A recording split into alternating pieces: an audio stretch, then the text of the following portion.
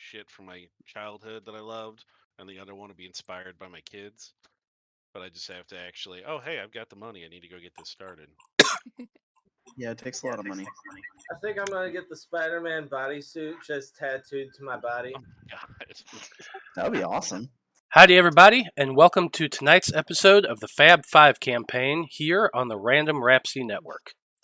As always, we are live streaming our sessions on twitch.tv first, and then we'll be uploading the episodes to YouTube and on podcast 1 week later.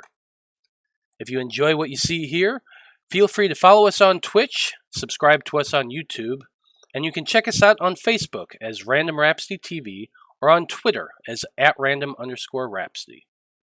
So, when we last left off, the Faab Five had been sent to investigate an individual known only as the Dreamwitness, a mysterious member of the Cult of the Dreamer.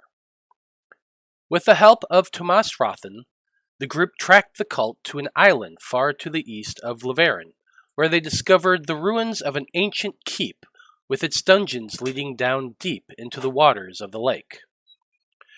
Far below the surface of the water is in an underground cavern, the group discovered an underwater temple guarded by several giant sharks. Apollyon used his newly won trident of Fish Command to dominate one of the sharks, turning the creature on its pair before sending the enchanted creature away before the spell ended.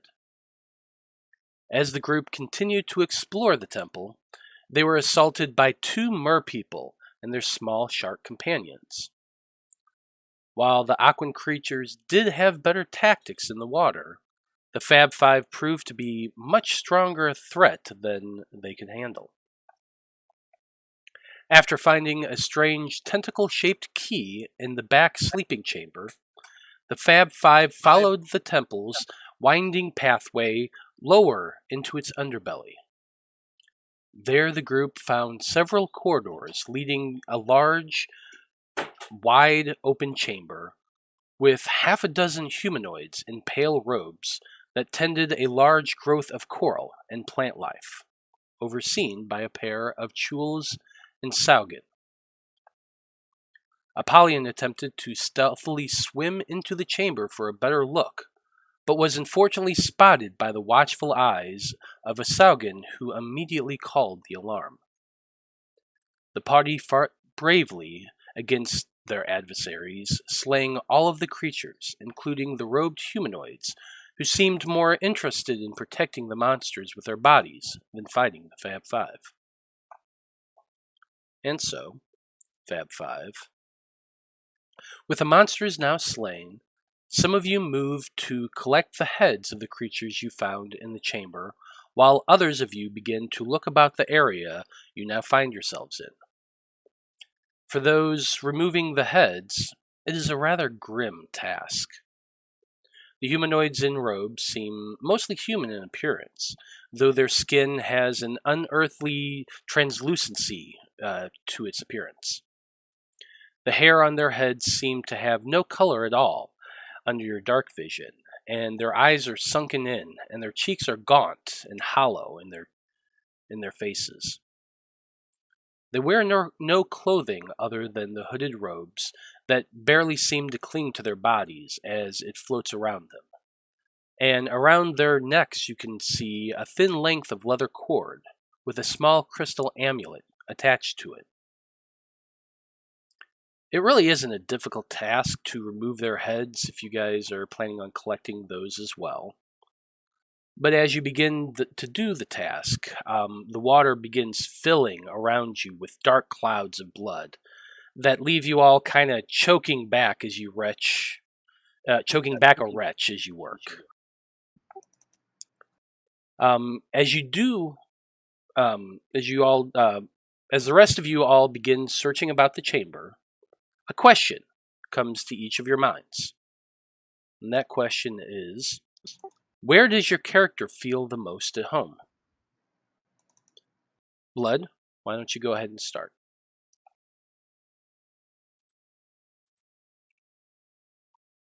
We can't hear you. I had to mute it because my kids are being assholes. I don't know if I really feel at home anywhere anymore. After I lost my home, I've been moving from place to place, so I haven't really found that one spot that really truly feels like home to me anymore. Okay. Vale, how about you? Well, Vale feels most comfortable in cemeteries, mausoleums, crypts, graveyards, morgues, burial mounds, necropolises, tombs, catacombs, and all sorts of things such as those. Okay. Bud, once again, your audio is choppy as hell. I did hear mausoleums, crypts, any places that the dead are placed, and so on and so forth. So I did kind of hear your answer, but it was like chopping in and out robot most of the time. Just so you know, so you might want to check out. Sorry for that. No, you're fine. Yeah, we're kind of used to it, Bud. No worries. Apollyon, While you guys are answering, I'm gonna try to reset my computer. sounds good. Apollyon, you're next. Place I feel most at home is in the ring. The drama, the action, the cheers, the blood, sweat, and tears. I could live it out day in and day out. Except for the beatings and being away from my family and my dear biscuit. But I just forget about those times. It's all about the glory, baby. Indeed, it is. Liam, how about you? I'd have to say I feel the most at home when I'm alone, in the woods, surrounded by trees, stuff like that. Underwater, this is terrible. I hate it. It is pretty terrible, I have to admit. All that dark, slimy, slightly salty water. Ugh, cold as hell. Eloise, how about you? I mean, as long as I'm surrounded by nature, I'm pretty comfy. But I'm pretty sure I could get used to anything. Well, most anything. I don't think I'd want to stay in a town for too long. My favorite place is back home, though, with my back home.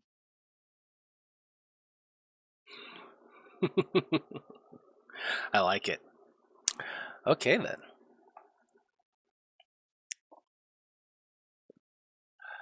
So, Fab Five. As you all look around the room, the first thing you see is the very large bed of spindly coral in the center of the chamber.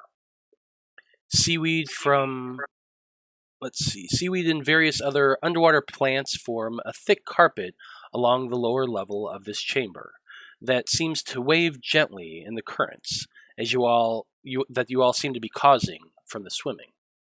Give me 1 second. Could you, I'm moving you push right now. back on that map? Yeah, that's what he's doing. That's what I was about to ask, actually. Yep, I was in the process of moving you as I was talking. Sorry, I always speak 5 seconds too soon. I'm an ass. I'm sorry. No worries, it's all good.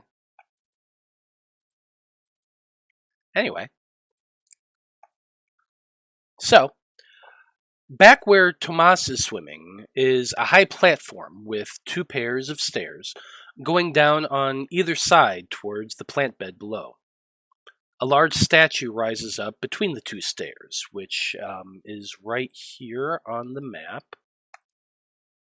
Let me show you here. Looks like a bull from above. Yeah, that's kind of what it looks like from above. I needed an image for you guys to see, so I kind of put that in. What is the statue of? Well, I'm getting ready to tell you. Where was I? Yes. A large statue that rises up between the 2 stairs, and 2 smaller ones to either side of the left and the right of that larger one. Each depicting a featureless woman wearing a hooded cloak, each standing in a different pose. One kind of upright with its hands kind of like this, thinking, another with its arms crossed, and another with its arms behind its back. Down on the southern end of the chamber is a small passageway that leads to a closed door. Blocking this pathway are thick iron bars that extend downward from the ceiling and into the floor, and another set going horizontally along the passage from eastern side to the opposite. So, Fab Five, what are you guys wanting to do? Okay. So after we've collected the heads, because I marked down after last or at the end of last game, two. So how again? 2 Chul, 6 human. Correct. 6 humanoid. Yes. Yeah, they're like abomination humans. They're definitely odd looking with that pale, almost translucent skin and the long, colorless hair. It's like if somebody's been if a corpse had been underwater for too long and it gets kind of that bloaty look. That's kind of what you're getting here.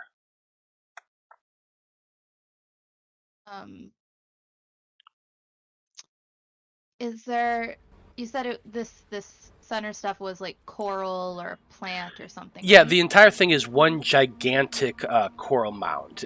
Going from the bottom of the water, which the stairs themselves descend about 20 or so feet to that floor.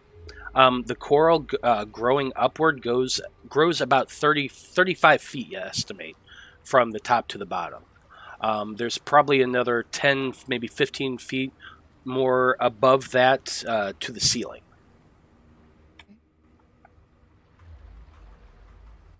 I want to go down and examine these iron bars on the southern door. Okay. They are extremely thick iron bars. Like you can fit your fist around it, but your middle finger and your thumb don't completely connect. As I said, they go. Some of them go down, others go across in a kind of zigzag pattern, leaving small gaps that you could probably fit like a grapefruit through, or maybe a bit of your arm. But as big as your bicep is, Apollyon, it probably stops about halfway up. Okay, interesting. Is there any sort of like a lever or some kind of switch that would retract it? Make a perception check.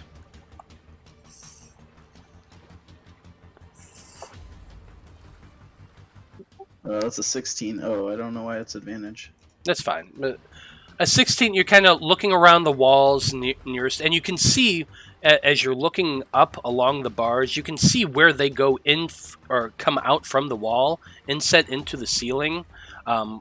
Barely even a millimeter of a gap between that and the stone itself. It's pretty tight in there. You kind of look around the side walls, touching stones, looking for anything out of the ordinary. You don't see any levers or even any torch sconces or anything like that. Nor do any of the stone walls that you push. You don't find any buttons or anything like that. Would I be able to surmise like how long this area has been underwater? Like the total area, not just the room we're in. Go ahead and make a nature check.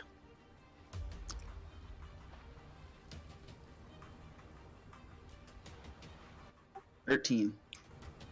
You're kind of looking along the walls themselves, judging the algae along the edges, which is very thick. It's almost slick to your touch when you feel the stone. You judge that this has been underwater for a very, very long time. It's hard to guess, but hundreds of years, maybe even longer. Okay, cool. Did I ask the plants? You want to cast Speak with Plants? Well, Is that a spell or is that a ability you can do multiple no, times it's a a day? spell. If you think that would be a good use of that spell versus holding it for offense or defense. Is it a ritual? I don't believe so. Nah. Nope. unlike its counterpart, speak with animals, which is. I don't know about the rest of you, but I'm feeling pretty tired after all of this fighting. I gotta relax and train up again. Well, rest isn't out of the question. I don't know about spending a long time down here, but maybe these statues have something to do with opening those gates. And I want to start checking out. There The two were a few statues in the room to the west of here. We'll check those out as well. But I would think if there's gonna be something to open those gates, it's got to be in this room. So what are you investigating? I want to have him start looking at the two smaller statues first, and then look at the bigger statue. Get in real depth and see if there's something about them that maybe there's something like, I mean, not as cheesy as pull an arm down, but something about them to see if they have anything to do with potentially opening those gates. Okay. Go ahead and make your investigation check. I clicked it. Oh, there it's coming. 19. So you come over to the statue, which is on the eastern side of this room. The statue itself appears to be made of marble. It's about 5 feet tall, as opposed to the one in the middle, which is closer to about 15 feet tall. Or I'm sorry, no, it's larger than that. That statue in the middle is about 30 feet tall. It goes pretty damn high up towards the ceiling. So you can see much more detail on that one than on this one, but they all seem to have the same features. A woman figure in a cloak, very much void of any real discernible detail, skin all smooth. Other than the cloak, there's really no features on the body itself, other than you can see the bumps of breast and the shape of the hips, which give you the impression of female. I mean, if it's been underwater for a few hundred years, I'm sure a lot of it's been just over time worn away. Most statues are painted also. Is there anywhere... Well, I wasn't done. I wasn't done yet. Go ahead. It's Sorry, okay. Go ahead. At the feet of the statues, they're all standing on what appears to be a bit of a dais, a raised dais of marble, carved in a motif with a large tree in the center. Its upper branches are supporting the cloaked woman, and you can see a large eye in the center of the tree. There's a staircase that leads downward from the tree, from the center of the iris itself, down towards the base. And it has multiple humanoid outlines, which are depicted walking down the staircase from the eye, with even more humanoid shapes around the base of the dais, worshipping the tree in a variety of poses.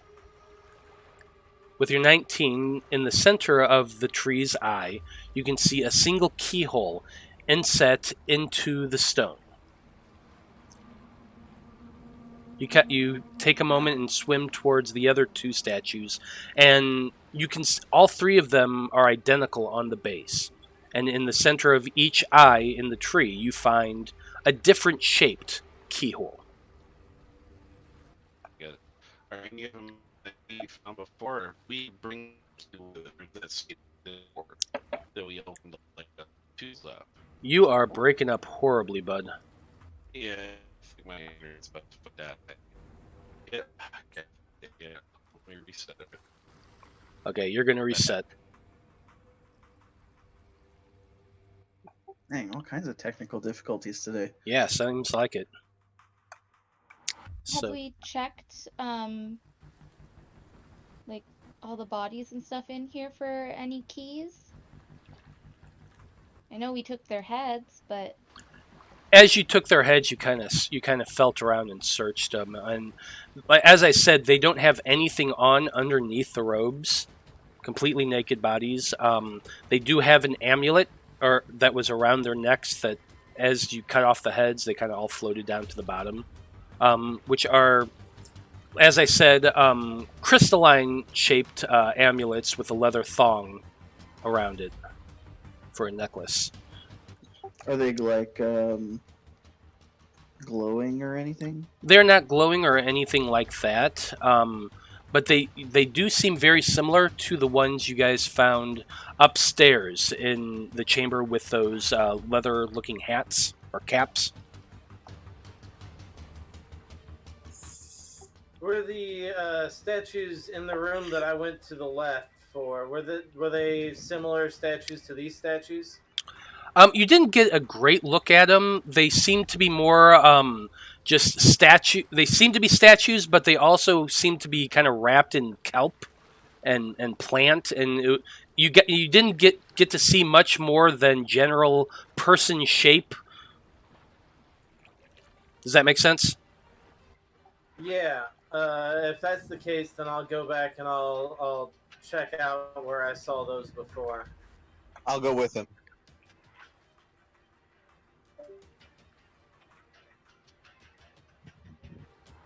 Okay.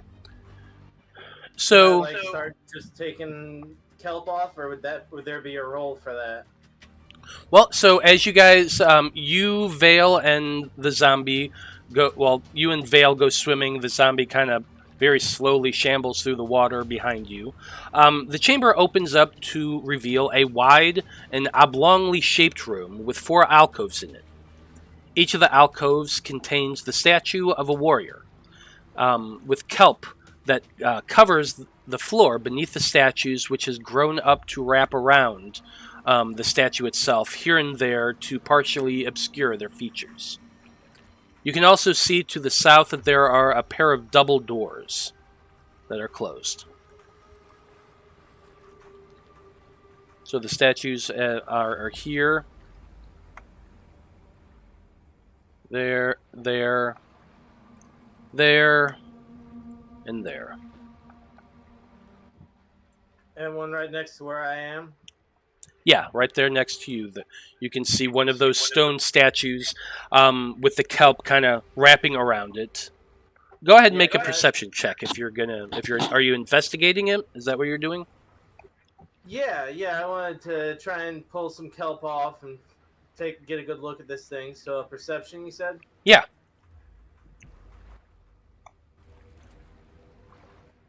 That's an 8. So you kind of begin to start pulling off bits of this kelp, and you see underneath it a stone marble statue. This has a bit more features than the women statues you saw in the previous room. You can see like a nose and a bit of a line for a mouth and a bit of carving for the eyes, but you can also see that these have been weathered and have been down here for an extremely long time, so a lot of the detail has eroded. On the as you kind of ripped some of this kelp free, you can see a little bit of fabric, however, has come loose from the kelp and is floating a little bit in the water. There was fabric on the kelp? Underneath the kelp. Like it might have been on the statue or something? Yeah, it's definitely, you're kind of looking at it and you can see that there is a bit of fabric floating there underneath the kelp, that's been wrapped around the statue. I'm gonna, can I investigate that fabric a little more and see possibly if there's anything else underneath it? Yeah, you're wanting to like pull away some more of the kelp and stuff like that? Yeah, I'm gonna give this a thorough investigation if I could. Then yeah, go ahead and make your investigation. Oh, that's a 6. Can he have an advantage since I'm helping him? Oh, I mean, you both kind of did rolls on your own for this. As you're pulling away some of the kelp, you're not really seeing a whole lot more of that fabric. You're just seeing stone underneath the kelp. Okay, maybe I'll go check another statue. Yeah.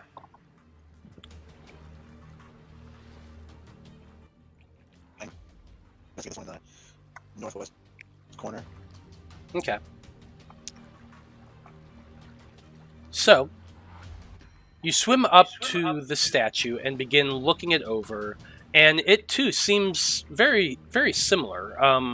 a statue wrapped in kelp, obscuring most of its features. It seems a little bit more defined than the one previous that you guys were looking at. There's a little bit more details in the face, but it's does not move. It's simply waits as you look it over.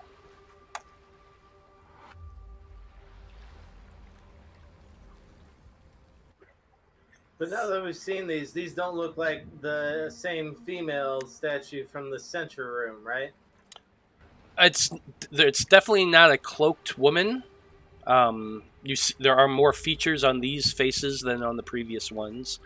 You kind of get the idea from the square of the jaw that it's possibly more masculine than feminine in detail, but it's hard to tell. All right. I'm going to try and go over to this one, and I'd like to roll sleight of hand, expecting there to be a piece of cloth on this one that if I am a little bit more dexterous about how I grab at this, I might get a better piece. Does that make sense? Yeah, that makes sense. 17. So you reach out, feeling through the kelp, grasping, trying to find something in there that feels cloth-like. And you do grasp something right along the leg of this statue. You do grasp a handhold of fabric. And as you squeeze it, you're like, what the hell is this? And you kind of look up just in time as both of the statues pull short swords out and stab into the both of you. And I'm going to need you to roll for initiative, and they are rolling to attack. Gotcha. So they got a surprise round. So that's a 20 to Liam and a 17 to Veil. Yeah, that hits. That misses. Wow. 8 for initiative. So, Liam, you're staring up at this as this short sword just plunges down into your shoulder, piercing you deep into your the bone of your shoulder blade, doing 5 points of damage. I'm back. Should I be in the main chamber, or should I be in here with them and roll initiative? You were not with them. It was just the two of them who went in there. All right. Does Liam make a noise when he gets stabbed? Yeah, there was quite a loud yelp. Oh, okay, are we able to? I'm gonna say so. I'm gonna say that in that moment, you guys all were probably able to hear. Actually, you know what? I got a better idea. Roll perception. Oh, no. Eloise, Blood, and Apollyon. 24. Let's take Nat 20. It's taking its sweet time for roll 20. That's being a pain in the ass. Mine's +8 if you just want to roll D20 for me.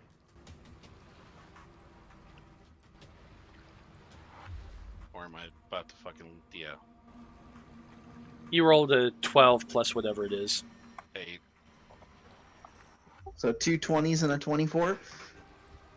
Yeah, I'd say you all heard Liam scream out in pain. So go ahead and add yourselves to initiative. Hey, double digits!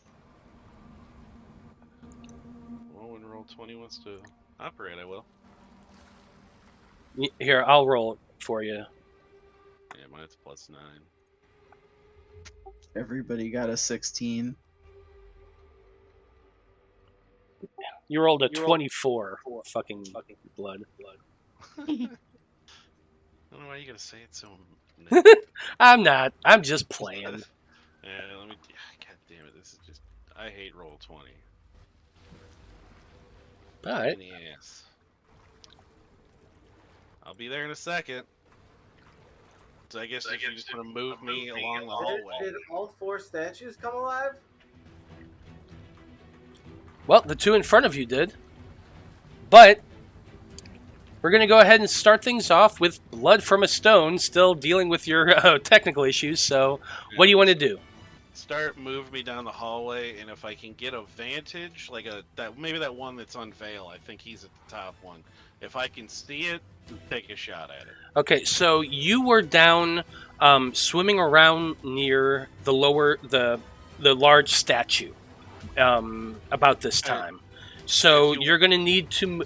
There's going to be it's kind of weird because you're also going to have to add some for you to go up. So you're going to have to swim upward at an angle about 10 feet to get to right about here.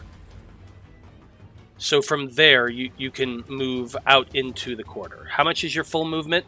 It's 30, but if you can do feline agility and bonus action dash. So it would be 60 and then 120, but if it's difficult terrain underwater, yeah, that's halved. So 60. So 60. Okay, perfect. So then you move kind of at an angle for 10 feet to get up to about right there. And then you have another 50 feet, 5, 10, 15, 20, 25, 30, 35, 40, 45, 50. So what you would be able to see from that is there is this odd shape of a kelp, a thing covered in kelp, holding a short sword, who you can see it standing in front of Veil, and you can see Liam down below. That blood seems to be coming up from his shoulder. So what are you wanting to do? Well, my character sheet's still low, so just go ahead and take a shot at the one that's by Veil with the crossbow. Okay. If it'll load for me. Yeah, I can do it for you.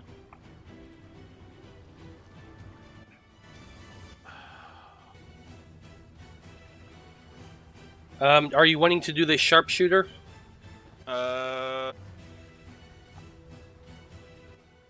You know what? Go for it. Yes, always sharp.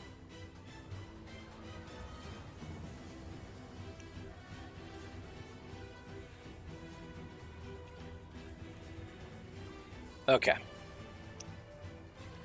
I think I did this right. We'll find out. Well, that's a nat 20 for you. That's a critical. So yeah, that definitely hit. Alright, sweet. You do have sneak attack on this as well because he had no fucking clue that you were there. And assassinate since he's the first in the round? No, because they got a Yeah, sneak that- attack round, Yeah, so I was no. gonna say he got that opening swing, so yeah, it wouldn't. But yeah, if you can. Whew. It Yeah. wouldn't matter. You got a crit anyway. Yeah. That's a lot of damage right there. 36, 46, 49. 49 plus 13. So 62? 62 points of Am I wrong? damage. Yeah, no, I Wait. think that's... 52. Hang on. 36 Well, Plus 9 49 is 45 plus 4 is I think it's 59. 49 plus It's Yeah. 13. plus 8 is 57 plus 5 is 62. Yeah, Ooh, so no, it's that was right. 62. Ha! You're right. Yay, math! 62. Yeah, Yes, 62. you were 100% right, and then everybody just watched us try to do math. So sorry about that. However, yes, absolutely. You one-hit this little bastard. You just shout out and go, "You're welcome, Val."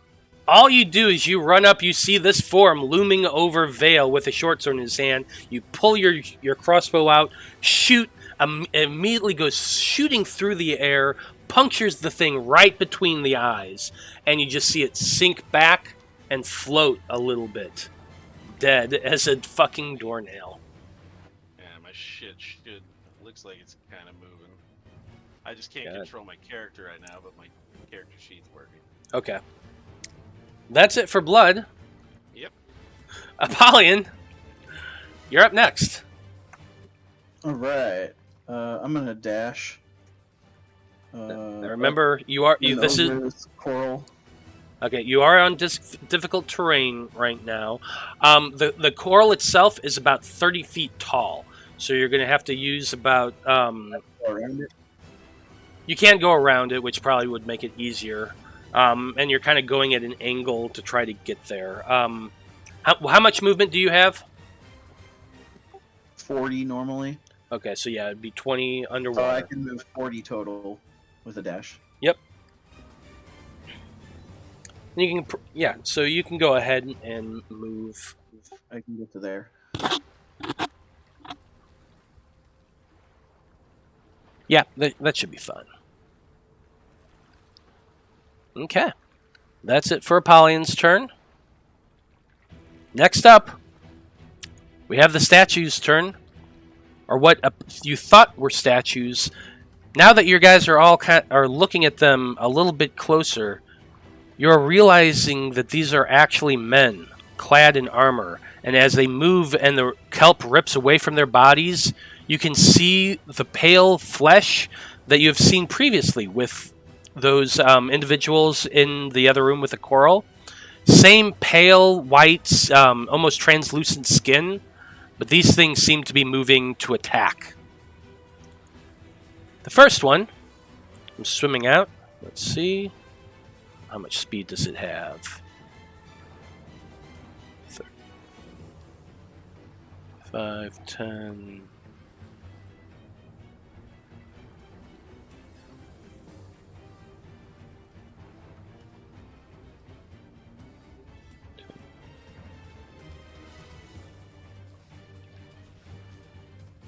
Yeah, it's coming up and swimming towards you, Liam.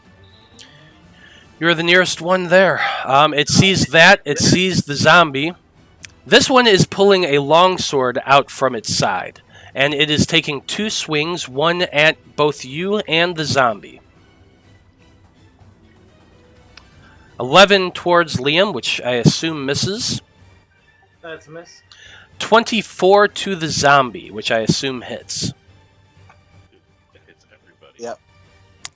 13 points of slashing damage on the zombie.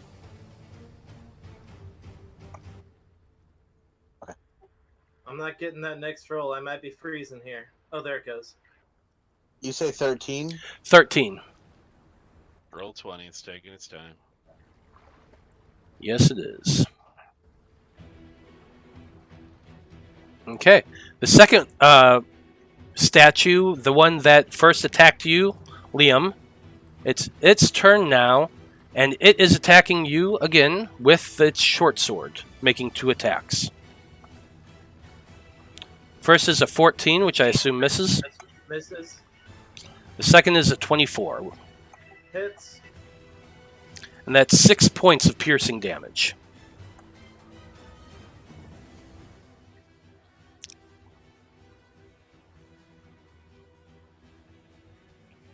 That's it for their turn. Liam, you're up. After the yelp, you probably hear him scream out, "Flame liquor!" And he pulls out the flame tongue flail for the attack to the one that with the short sword. Okay, I like it. Does an 18 hit? Can you do fire damage underwater? You can. Magical fire. Hell Yep. yeah. Magical fire. Oh. And an 18 does hit. 7 bludgeoning, 7 fire. 14 points of damage as you smash this kelp-covered man with your flaming flail. Alright, he's going to take a second smash. Or not. Unfortunately, the motion of hitting him the first time kind of pushes him back in the water, and your second strike misses. Honestly, the first strike should have been a 10. I should be at disadvantage, shouldn't I? Actually, yes, you are correct. So no points of damage. So no to points this of damage. guy. Alright. Well, Second attack, no points of damage again. Then I am going to do an unarmed strike to the one with the long sword. Does a 14 hit? A 14 does not hit. Alright. Then flurry of blows. I'm gonna attempt to do a second unarmed strike at him. Okay. 18. The 18 does hit. Okay, 18 hits. Yes. 9 points of bludgeoning to him, and then with 25 feet of movement, I am going to swim away. Okay, well, let's see. Now you were able to hit this guy. However, you did not hit this guy. So he is going to be able to make a... The thing about mobile is that all I have to do is take a swipe at them, hit them or not. Yeah. Because of my evasive movements, they get no attack of opportunity, hit or not. Yep. Hmm. Yeah. Yep, whether you hit or not, it's great. That's what's great. That's right. That's right. Okay. I suppose. That's... He just took away his toy. Nah, it's fine. That's my turn. It's fine. I'll allow it. Why is my... my camera is all funky today. Anyway, it is Eloise's turn. Eloise, what you doing? Yeah, I'm gonna swim for it. No, I'm gonna shout out, is everyone okay? Not for another half an hour. If you let blood have it. No! I'm not hungry. Yeah, Go ahead and it's eat. like, we need you in here now. Okay. I had made myself a sandwich. I'm good. Oh, I don't know if I want to turn into a shark. You won't know it's me, though. Okay, never mind. I'm just gonna, I'm gonna dash swim for it. What? You swim. What? I'm swimming. Oh, No, sorry. So I guess My there's wife a is over here thing, talking so to me. people recognize her. Yep, go ahead. I would think your shark would probably look. We'd be like, oh, that's an Eloise shark. Would you, though? It could be Would like you? a shark with white scales. I mean, shit, she can do what she wants, can't she? More or less. You can make it look how you want anyway. Yeah, fuck it. I'm gonna turn into a shark. Okay. Hammerhead shark. A pearlescent white shark. I don't know if we have that. Hang on. Maybe in its My wild scales. shape. on the side. Maybe not There's that, but my yeah, wild there's shape. a hunter shark I see, but I think at my level I can do a reef shark. I think that's all I can do. yeah, I did find the reef shark. I don't think I can go bigger than that yet. You wouldn't have room Okay. down the hallway anyway. Mm. If you were a great white. Or the giant. Whatever. Well, Eloise, there you have a reef shark. As you transform into this creature, you should be able to control it now too, and you even have a character sheet for it. That's so helpful. Especially for the attacks. Okay. Yeah, so... And Eloise is Do I get disappearing. Oh. Can you still see Oh. through the shark? No, everything's dark. Okay, I'll fix it for you.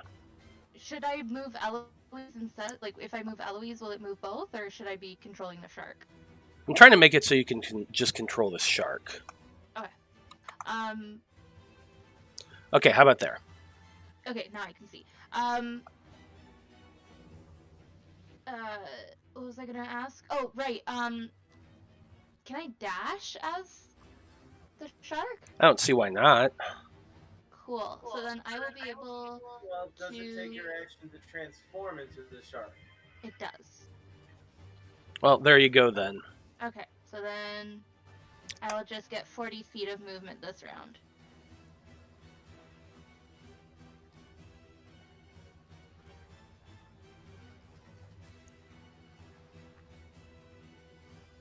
Are you able to move the shark? Yes. I just don't know what depth I'm at.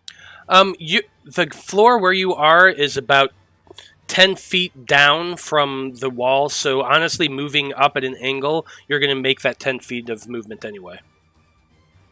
Okay, cool. Alright, so then 5, 10, 15, 20, 25, 30, 35, whoop, 35, or, no, I can go diagonal, 35, 40, haha. There you go. That's where I'm at. And you should be able to see Blood and Liam and a little bit beyond over there. Yeah. I can see Blood, Liam, and Veil.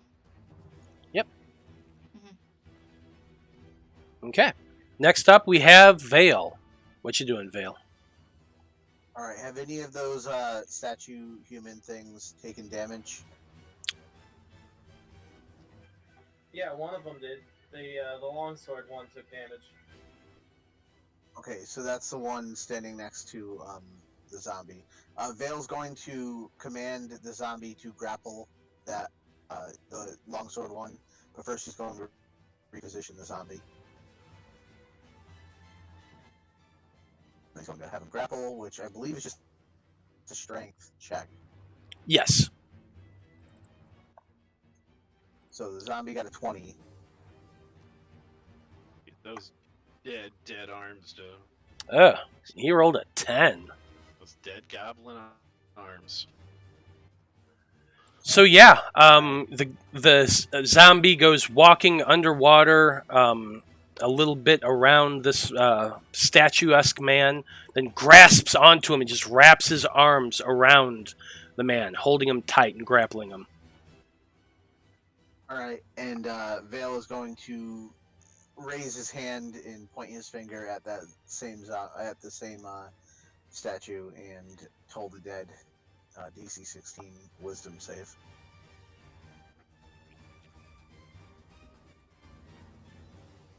And that is a natural 20.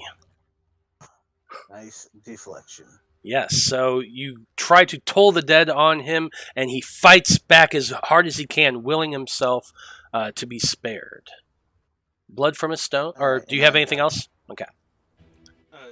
Can you give me back control of my token, because I can't move right now for some reason.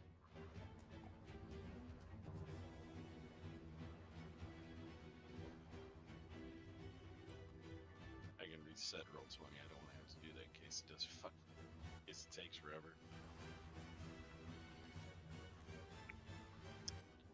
Try now. Try to move him now. Yeah, well, let me fucking reset it one more time. Hopefully it doesn't take forever. Okay.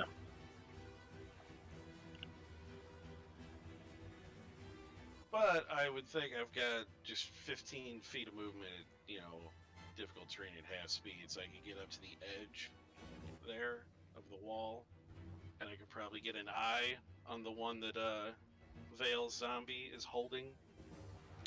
Yeah, I'd say you'd be able to. And if you want to go ahead and take a shot at him while it's reloading, and then that should you go sharpshooter again. Okay. And hopefully I'll get sneak attack because I've got an ally there. He's an ally. I suppose. They think it's like a fine familiar could act as an ally too. But yeah, get him up there, take a shot, full bore. Yeah, that's a 21 to hit, so definitely gonna hit. Yep, roll the damage for me. It's starting to load back up. Okay, so 37, 45. 45 points of damage as the zombie is holding on to the statue of a man. The man's wiggling about. His chest just comes in, and that perfect shot comes to you. And you aim and shoot directly into his torso, doing massive damage. And as you see blood kind of fountain upward, you see him choking a little bit and coughing from the blood. He is still alive, however. Damn. Yeah, well, yeah, you know what? I guess if I can bonus action, can I, toss my short sword, like kind of like skid it in the water towards Liam. You're tossing your short sword towards Like, Liam? Like skim it in the water, like in his direction, so he could like I was like, here, use this one instead of your big dumb weapons, so he has something smoother to use. Yeah, I'd say I'll allow a bonus action for you to draw your short sword and just kind of do a toss forward and towards his direction. It's heavy, so it'll go a little bit and clang down, probably about 5 feet in front of him. Just so he right has about something there. Yeah. Something easier to use. Because Blood has had this argument with him in the past. And he's like, keep your damn weapon. Okay. That's it for Blood. Apollyon, you're up next. Alright, same thing. I'm gonna push off and do a little swim and do a dash.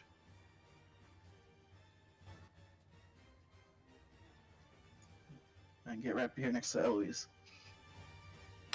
I just realized I forgot to put Tomas in order. Oh, yeah, I didn't even think about him. Oh, yeah. Well, he makes a perception check, doesn't he? He would have seen Well, everybody he's else, running yeah. At this point. Yeah, if everybody else swam off, I'd hope that he would come. He's like, are you guys are playing with me, right? He'll just be right about there. That's his movement, so that's fine. Anyway, Apollyon, go ahead. Yeah, that's all I can do. I'm just trying to get to the action. Fair enough. Okay. Next up, we come to the statue men. I don't know what the hell else to call them. The veterans is what they say in order. The one that's currently grappled by a Veil zombie. He is turning around, and with his weapon, he is going to be hacking down at the zombie, trying to slash at it. I also realized that he should have been rolling at disadvantage earlier because he's using a longsword. Because he used a longsword in his turn. But that's okay. We'll do it now. So the zombie might not have taken that damage. I don't think so. We're dealing with it, dude. Don't be a dick about it. All right. Well, that that one definitely doesn't hit. Yes, the one definitely doesn't hit. The 16, however, probably does. Is anyone else seeing 2 bloods? I can't fucking move any of them, so I can't see any of them. It's a glitch in the Matrix. I still can't move the token. I don't know what the hell's going on. So that's 7 points of slashing damage down into the zombie. All right. Okay. Its companion, which is this guy over here, he is swimming up towards you, Veil. 5, 10, 15 feet there. And he has a short sword in his hand, and he is taking 2 stabs at you. Oh, that should not have been a disadvantage because he's using a short sword. But I assume a 10 misses anyway. Correct. And the second one is an 11. Wow. He's swinging horribly on you, but he is now on you. Veil shows no sign of fear or concern. He's just staring at this thing, taking wide slashes at him. Okay, Liam, you're up next.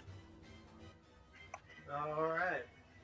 Liam's gonna look at the sword, then look at the statue guy, and go to the statue guy, not picking up the sword. And he's gonna take 2 swings with his flame tongue flail.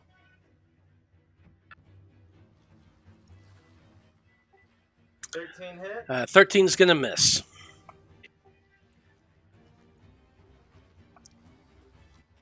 How about a 16? 16 is also going to miss. You swing twice with your flail, going wide. The second one smashing into the what you thought was stone now appears to be armor underneath the kelp. Alright. Bonus action unarmed strike. Doesn't hit again. Nope, a 14 misses again. Alright. Back up 10 feet. That's my turn. Eloise was after me, or after Liam, I believe. Yeah, she is. I still have her in order. Go ahead, Eloise. Yeah, so just gonna keep swimming.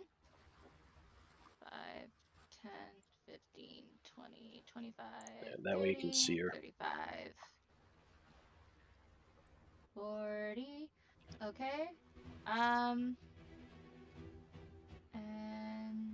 You can now see that one of these kelp-covered men are attacking Liam, while the other one is just trading blows with a zombie that's grappling him. yeah, I'm gonna dash to close in on this one, and that'll be my turn. Okay. So you go swimming up, circling around to the back of this man who's been stabbing at Veil. And speaking of which, it's Veil's turn. So, Veil, what are you doing? I'm going to have the zombie attempt to shove this statue to the ground. I think it's another strength check. Sounds about right. Athletics would be it, technically. There's an 11. And that's a 19 for the statue. Okay. And Veil is going to raise his finger and stick it right to the guy's forehead, touching his forehead, and attempt to toll the dead.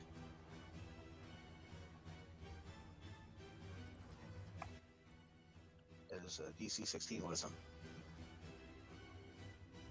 And that's a 15.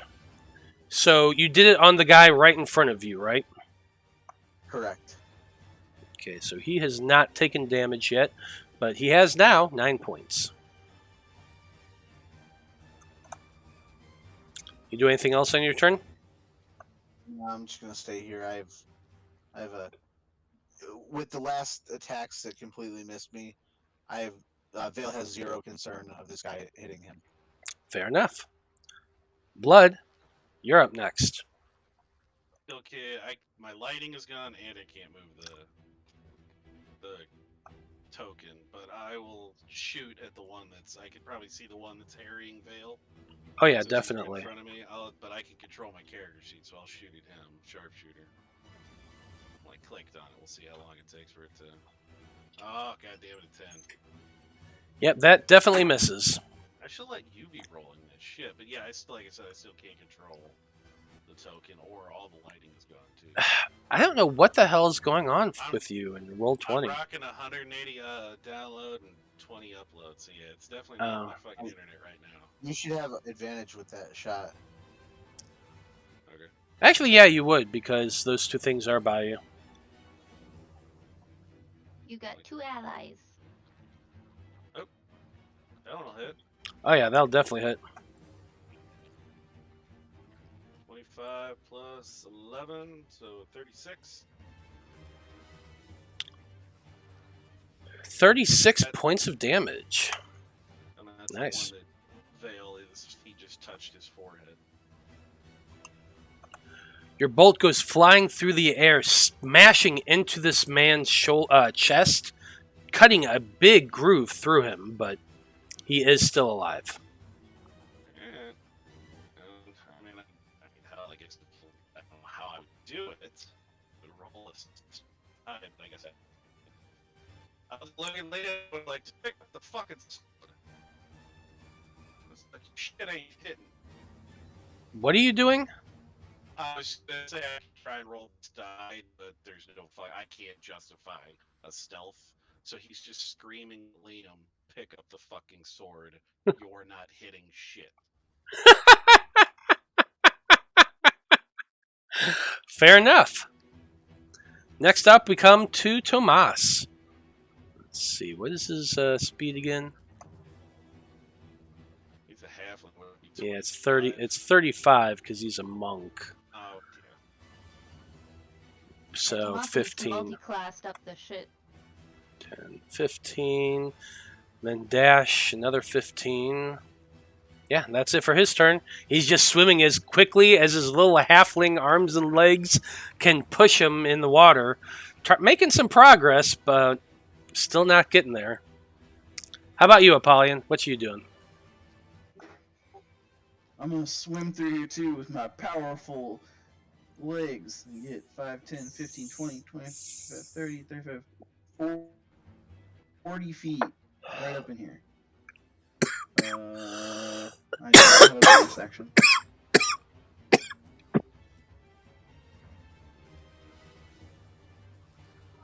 Okay.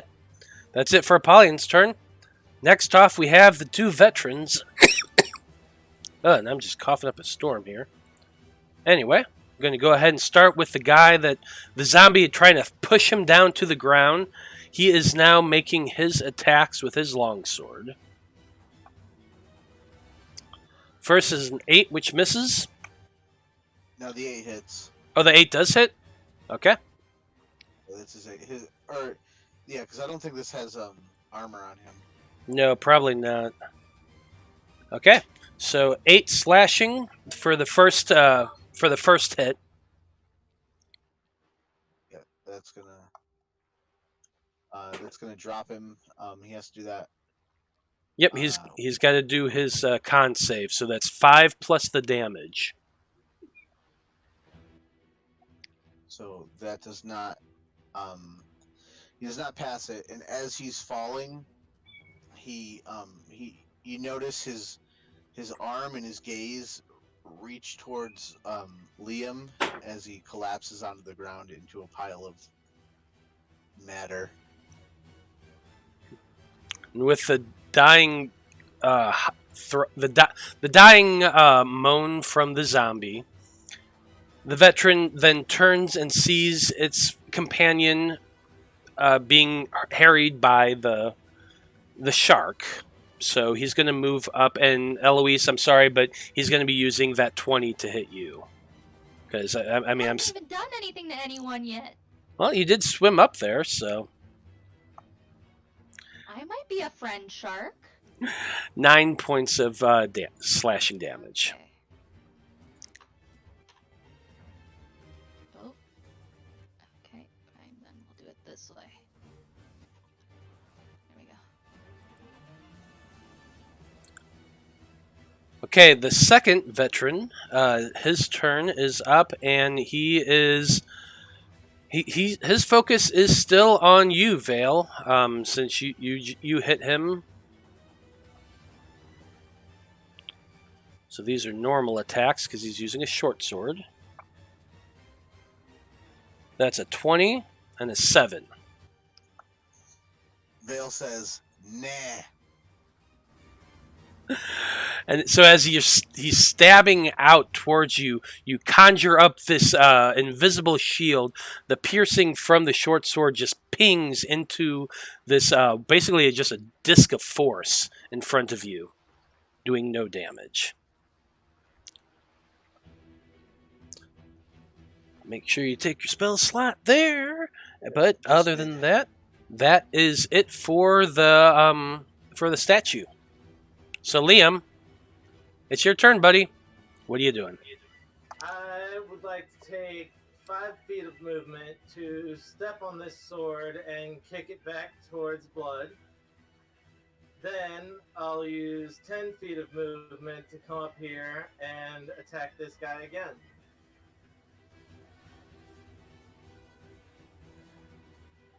14 misses. 14 misses.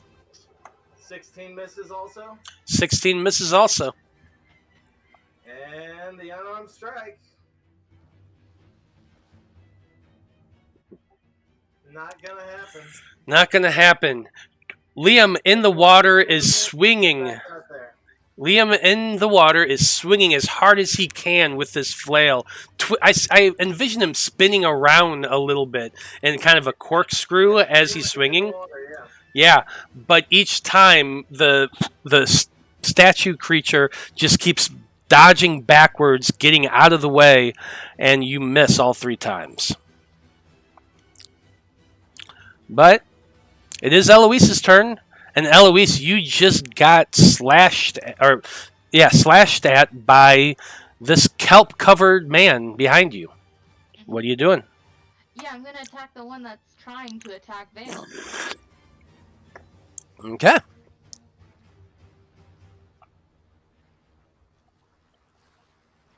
Unfortunate. So you should be. Or actually, you're taking an advantage there, aren't you? Yeah. No, sorry, I thought you were taking a disadvantage for a second. Unfortunately, a 15 does not hit. Yep. And I don't think a shark gets bonus action, so. Well, I mean, everything technically has a bonus action. Whether or not you can do a bonus action is another thing. Sharks don't get multi-attack? Not this time.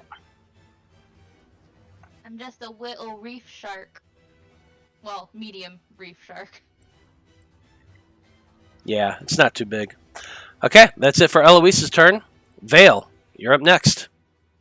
Vale kind of does like a Three Stooges and sticks his 2 fingers in that statue's eye in front of him with the Toll the Dead. Okay.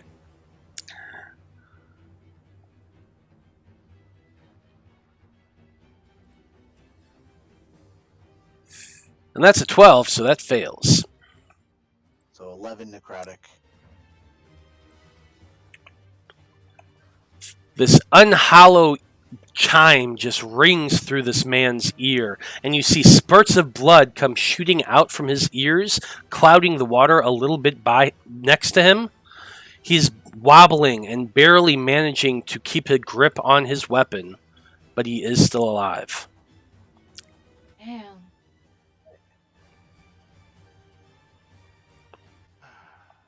Doing anything else? No, that's it. Okay. Blood from a Stone, you're up next. Well, I switched to Firefox, so I can control everything now. Yay! What's going on with Chrome? I mean, I guess I get 5, 10. I get into here, and I think I will take a shot at this one here down below. Actually, you know what? We'll go with the one in Veil, in front of Veil, just to finish him off. Hopefully, Finish we'll get a hit. Set advantage. Sharpshooter again. I wouldn't sharpshoot. He's almost dead. Well, it's still going to hit. Yeah. That's a 24. You got his gander up. You can't fucking stop now. 33. Oh yeah. This guy had 2 hit points left. You fire and peg your bolt right to the side of his head, and he just goes limp in the water, dead. I guess as a bonus action, can I hand a? How would potions work underwater? I suppose if you uncork it, stick it to your mouth real quick, and suck, you could drink it. I mean, if you'll allow that. I mean, bonus... I feel like I'd be a pretty big dick if I didn't. Yeah, I mean, so as a bonus action, he will hand. I guess is it lesser or minor? Which is the? Minor is the smallest. All right, I'll hand a lesser because I've got that on. It's an action to hand an item to somebody else. Get out of here. No, it's an action to feed it to you, but he's just passing it. I'll allow that with a bonus action. I mean, if you're determined to let Liam die, he won't give you a potion, but he's handing out a potion to him, saying, "Please just take this." And that'd be it. I don't think when there's one enemy left is the time to be taking potions, but yeah, sure, hand me a potion. Well, wasn't there a 4th statue that hasn't done anything yet? That might not. But anyway. Well, anyway, it is Tomas's turn. You do reach out and hold out the potion for Liam to grab, and that's your turn. For Tomas's turn, he moves his 15 feet up, and he's assessing the situation. He can see the kelp man taking swings at the shark that swam by him, so he's got a pretty good idea what's going on there. He is going to go ahead and fire off a Ray of Frost. And a 23, which does hit. Yeah, and 8 points of damage is enough to do this. So, DM Matt, how do you want to do this? Well, Tomas points his fingers towards the kelp-covered man, weaving his hands about. He points his fingers. A ray of energy goes shooting through the water, striking this man in his chest, which begins to just crystallize outward as he freezes in place. The temperature differential between the water and the ice forced the thing to shatter, and you all see the body parts just float of the shattered man before they plummet down to the ground, dead.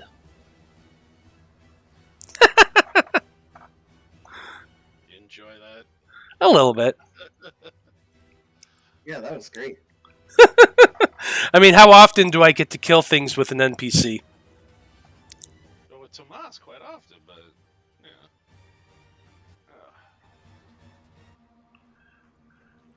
But with that, the final statue that has been attacking you lies dead. You're all kind of take a moment to breathe a sigh of relief as nothing else seems to be attacking you in this moment. I yell over to Apollyon. I say, Apollyon, smash the statue.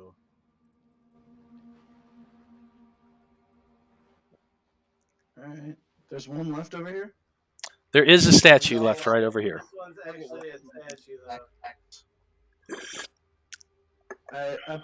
I poke it with the trident. You poke it with a trident, and you hear a faint ping as the metal hits stone. This one's actually stone. Okay. I suppose we could investigate the 3 dead not statues. See if there's anything on them.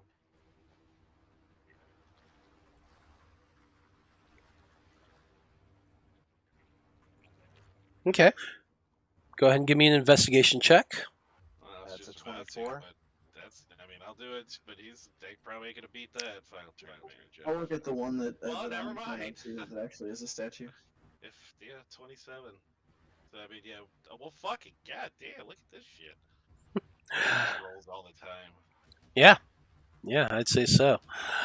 So, you guys, it looks like Veil and Blood begin searching through the statues of the men who had attacked you. 2 of them have short swords, and one of them has a long sword on them. They both seem to be wearing very, very rusted. What kind of armor is that? I forgot. Probably plate if they're the. Yeah, splint armor. Very, very rusted chain and splint armor. The weapons that they wielded seem kind of corroded and not all that great either.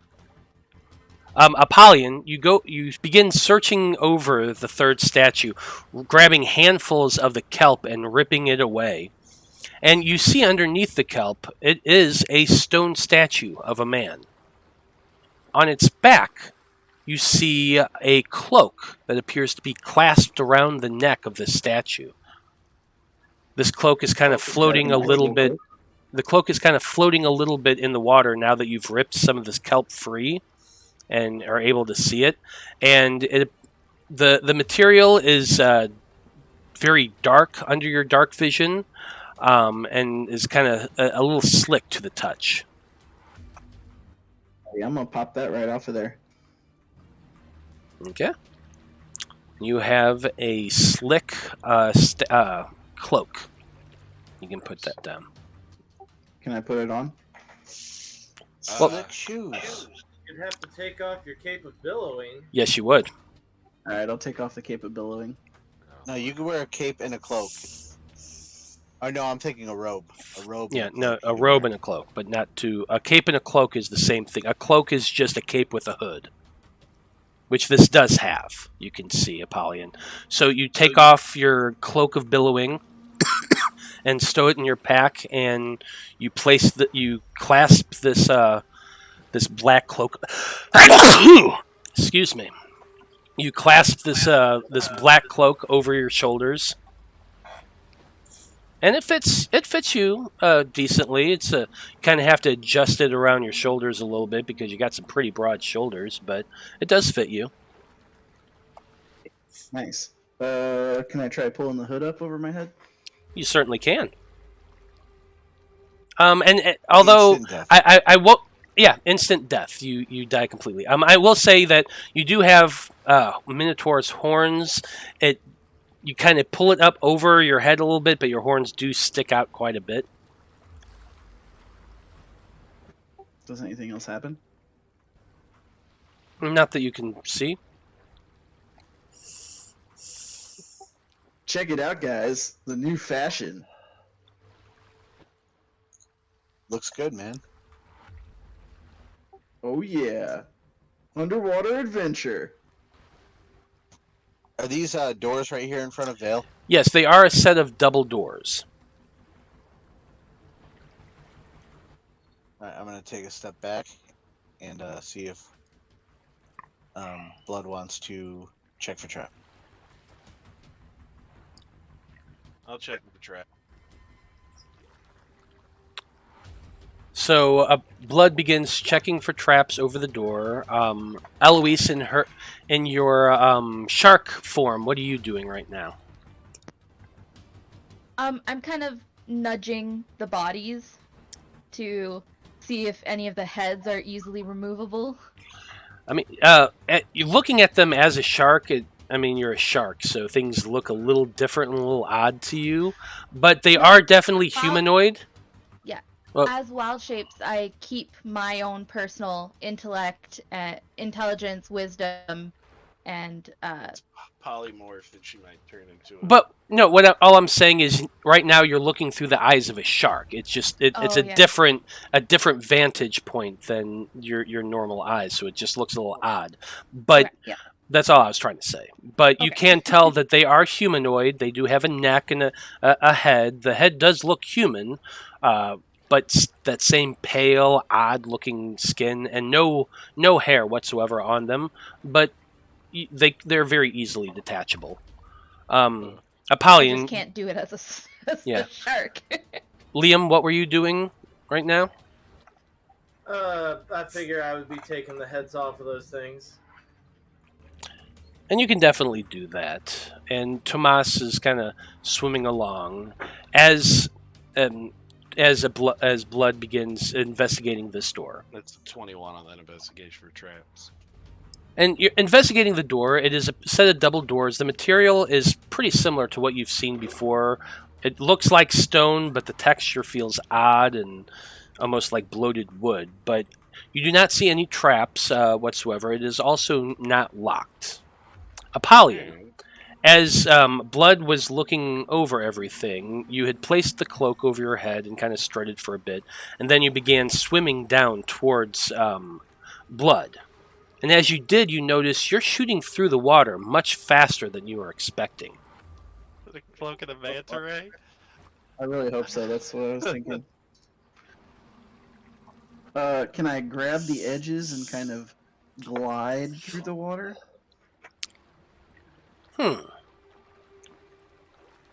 Let's see here.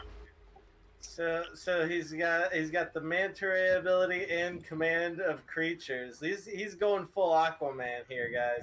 I'm Aquaman! You just need some nice fucking goldish yellow armor put on you. Vale's going to scoop up that skeleton and put it in the hole of the portable hole. I'm the shirtless version of Aquaman. The Jason Momoa version. So Aquaman. Well, so I would say that as you kind of grab the edges of the cloak and you're swimming, you do notice that you're swimming much easier through the water. And as you've guessed, what you do have is the cloak of the manta ray. Yes. So wearing this cloak with the hood up, you can breathe underwater and you have a swimming speed of 60 feet. But pulling the hood up or down is an action to do. Cool, I'm gonna leave it up, or I'll like rip my horns through it or whatever. It's magical, it should like resize to fit me, right? As you begin to understand its nature, yes, you are able to stretch it out a bit. I'm going to go ahead and put it on your character sheet for you. Ooh, can I like pull it down like over my horns and like part way over my face like a Batman mask, or just my mouth is sticking out? Like a cowl. Sure, why not? Yes. Is Liam able to put the three heads in the bag of the haversack of colding that's on the shark that's on me? You are if you're opening them up and up the haversack of colding and pushing the heads into them, you can do that. You also realize as you're shoving it in, water is going into the bag and being sucked in. We've already put other heads in there underwater. I know. I'm just saying you're starting to collect quite a bit of water in there as well. Fun. So what do I add to the haversack of colding? Is it just 3 more pale humanoids? Yeah, three humanoid heads. Alright, so we're now at 9 pale humanoid heads. Yeah, that's gonna be weird. Matt, did you hear that I was putting the skeleton in the half zombie skeleton or whatever? Yeah, that's no problem. You're putting it into the hole? Into my portable hole, yeah. Okay. And as you open up the portable hole to push the dead zombie into it, quite a bit of water begins filling into the hole as well. And you have to kind of fight to close it once again. There's quite a bit of water pressure that sucks everybody down a little bit, and you all hit the bottom as the water begins to adjust and fill in this chamber one more time. So that's what we should have done with the fucking shark. Just open the hole underneath it. That bitch can't breathe out of water. Well, if this is unlocked, there's no traps. I'll open it up. And as you open it up, you reveal a short stairway leading down about 10 feet to another set of double doors. You kind of pause and look these over as well, and you can easily determine that they are not locked. You haven't seen a locking mechanism on either of these doors. Yeah, we'll push those open as well.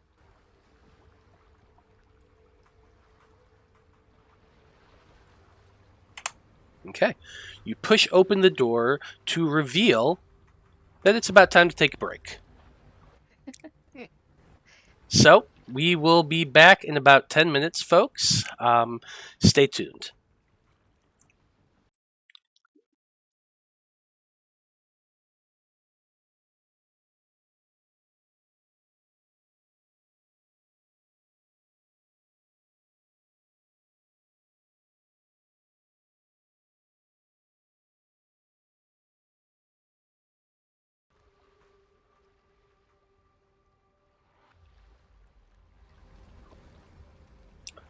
Howdy, everybody. We are back with Faab Five, and also my puppy Haku, which I'm going to show everybody right here.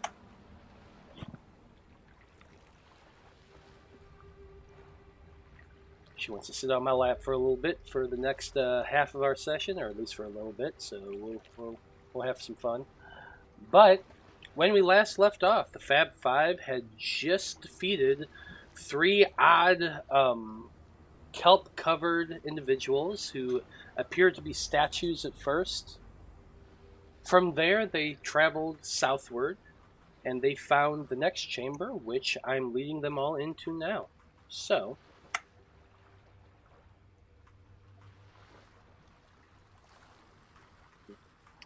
as you push the double doors open, you find yourselves in a large diamond-shaped chamber filled with tall marble columns that go from floor to ceiling in this chamber. 6 of the pillars line the walls at each corner, while a 7th thicker pillar occupies the exact center of this room. You can see a passageway in the southern wall opposite you that seems to be leaning downwards into the darkness. So, Faab Five, what would you like to do? The center pillar.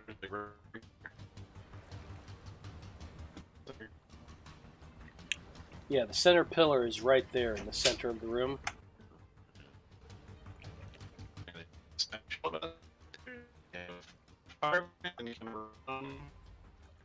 Yeah, you're kind of cutting in and out, Joe.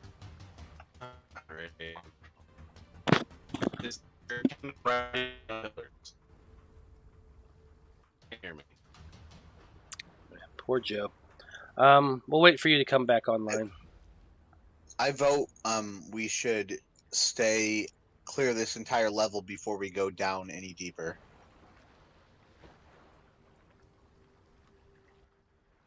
I thought we were talking about taking a rest soon. Yeah, let's go over to the east and then check out if there's anything over there, and then find a secure spot to take a rest.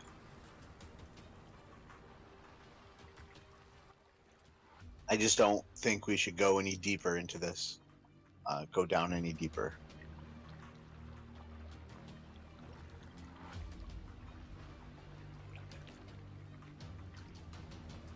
So what are you guys doing? Well, it's a rough question because it's kind of contradictory to what Blood was doing, as we were talking about going backwards and checking the other hallway out. But if he plans on going forward, we're not going to split up with him, so we kind of need to know what he's doing.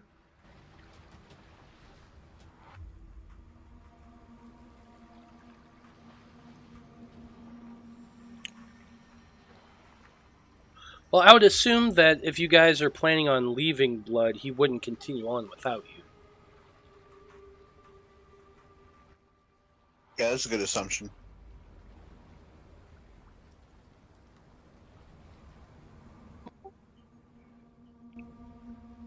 So are you guys wanting to head to the eastern chamber, or are you continuing down into this chamber with the pillars? Yeah, I want to look down I this chamber with the vote- pillars. So Apollyon wants to explore the chamber with the pillars. Eloise, what do you... I just didn't want to go down deeper.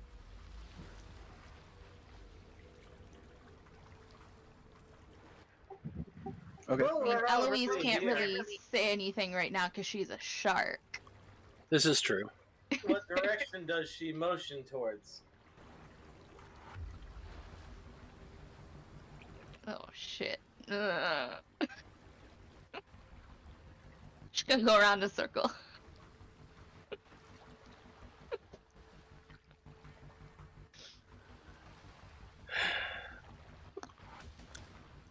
So it sounds like Apollyon wants to search the chamber with the columns.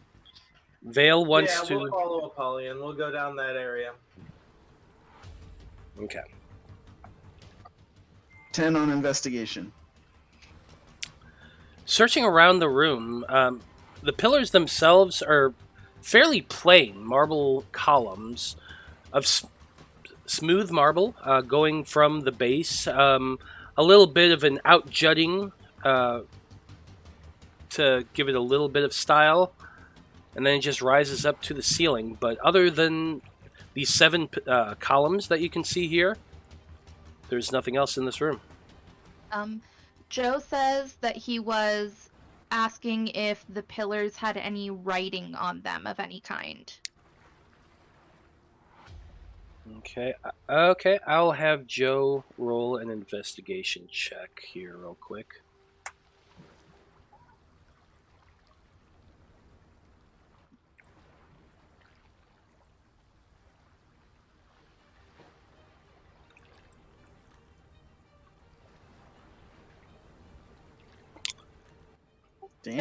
Damn. Maybe you really should be rolling for blood. I feel like I shouldn't be rolling for blood anymore. So with a natural 20, Blood from a Stone can see that these pillars are completely smooth. There's no writing whatsoever, no markings, no shapes. They're just smooth columns of stone going from the floor to the ceiling. In the center of the center pillar, I will say with a 28 that the stone at the top does seem to be larger. It almost appears to be a spiral going around the top of the ceiling.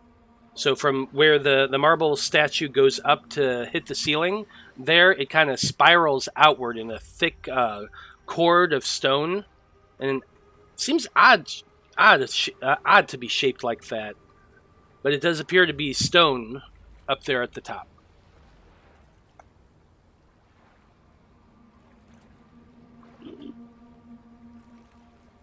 Texting him that description, hopefully.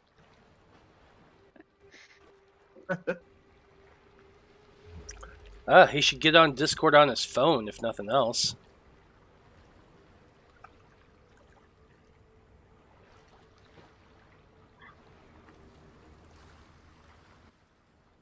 All right. I don't know if I Anything- got that right or if it's accurate, but that's what I wrote.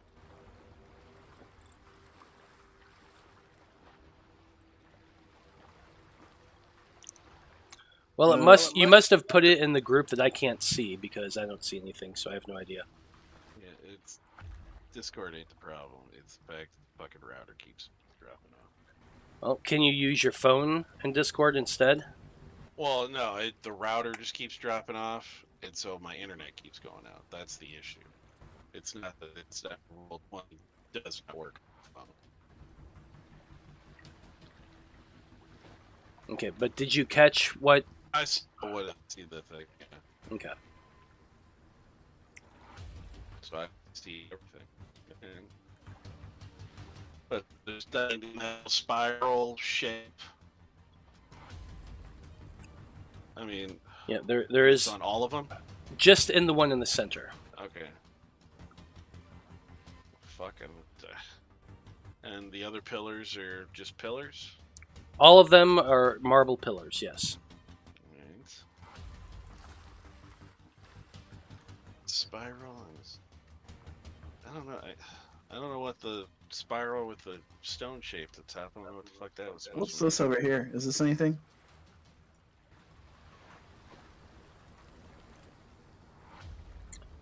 What's that, Apollyon? Is this anything over here on the map? This little like lump on the wall? It looks like when I was filling in the area with water, it just didn't catch that little area. It's nothing. Okay. Yeah, I guess let's go to the next area. Doesn't seem to be anything in this room. I'm sure that pillar means something, but I don't remember anything about spirals and.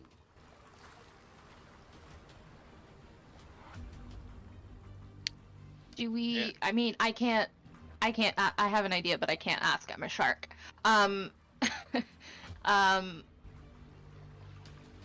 again, I can't say anything. I'm a fucking shark. Well, you can describe what you're doing as a shark.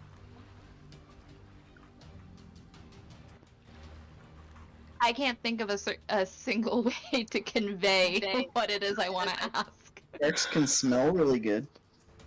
Mm-hmm.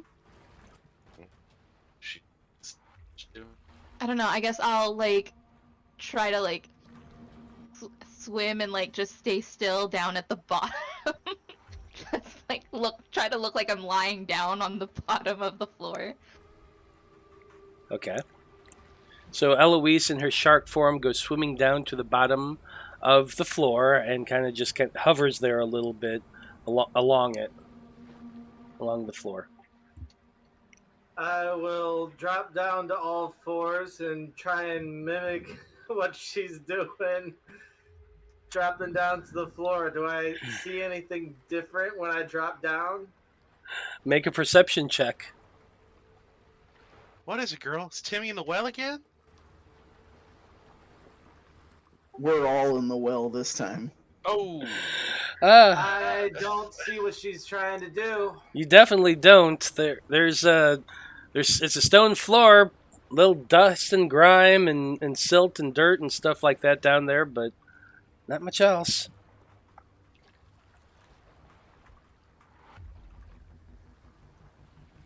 I don't want her to burn her wild shape, but yeah, I'll swim on and see if I can't find something down here because I don't remember anything about what this means. And if she can't communicate it, Blood's not gonna, keep asking. Try and figure it out. Play charades. Well, there are marble pillars and that's stone at the top. Yeah. But even in the spiral, I don't remember if that's supposed to be significant or. So, that's the problem.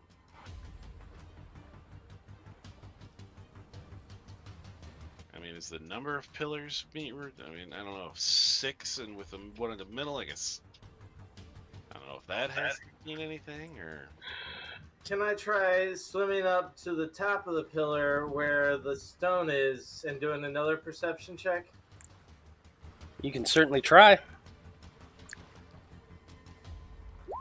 Hasn't been going great lately. That's a 9. You go swimming up to the top of this, and you're examining this stone spiral that seems to be wrapped around the top of this. And you're not sure. There's something there, but you're not getting it. It's just a smooth stone spiral. You begin to swim away back down towards the group.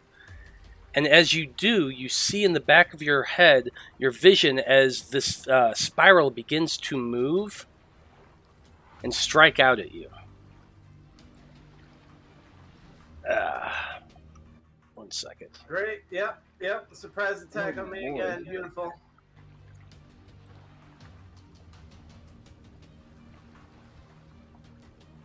And that's a 10. So a giant head comes unfolding out from the spiral, shooting towards you, its mouth stretched open as this odd spiral of stone begins to shift and takes on the form of a gigantic snake.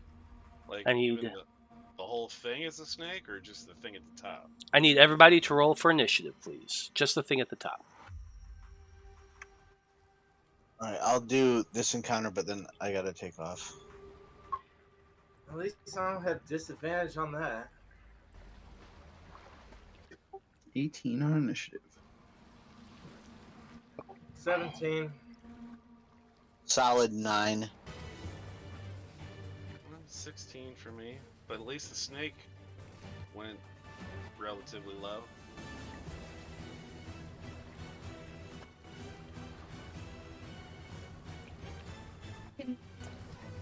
Can snakes breathe underwater? Says the shark. Says the shark.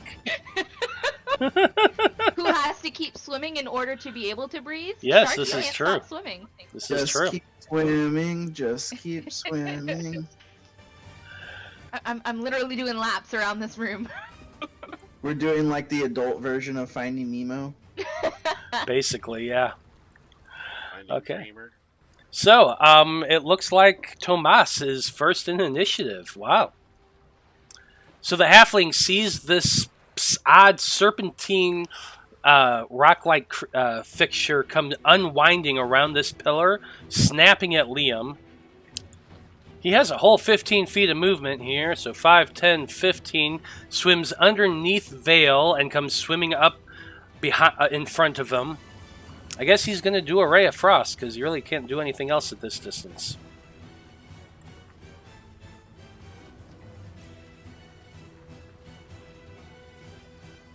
And that's a 15, which does hit. That's a big ass snake. I would hope it would hit. Yeah, 7 points of damage.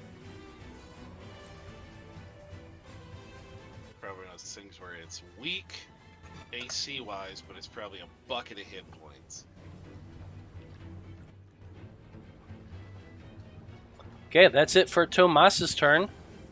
Apollyon, you're up next. This thing, by the way, is about 30 feet above you all at the top of the ceiling. Alright, so. Alright, Okay. so I'll use my movement to swim up there. Actually, only half of my movement, since I now have a swimming speed.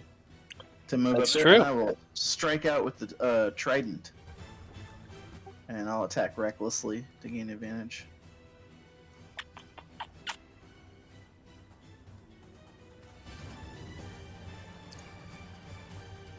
That's a critical hit. Ooh, nice.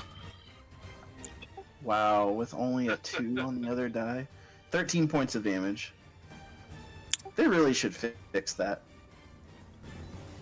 Yeah, I agree. That's the one thing I don't like about Roll20. 13 points of damage to the stake as you stab it with your Trident of Fish command. What else you doing? Attack a second time. 26. Definitely hits. Another 10 points. And I don't think I have a bonus action. Nope. Alright, yeah, that's all I got. Okay, sounds good. That's it for Apollyon. Liam, you're up next, buddy. I'm already in melee with this thing, right? You are. Okay. Then my flame tongue flail's already out. I'm gonna go for a 10. Unfortunately, a 10 misses. Second attack.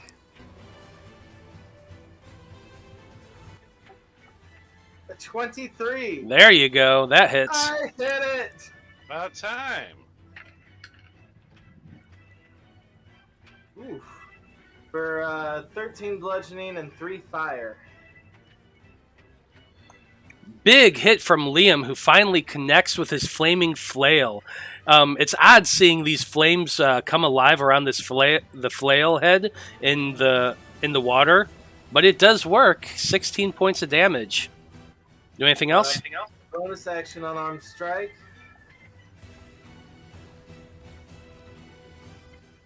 Ten again. Unfortunately, a miss. I'm gonna spend another key point to do another attack.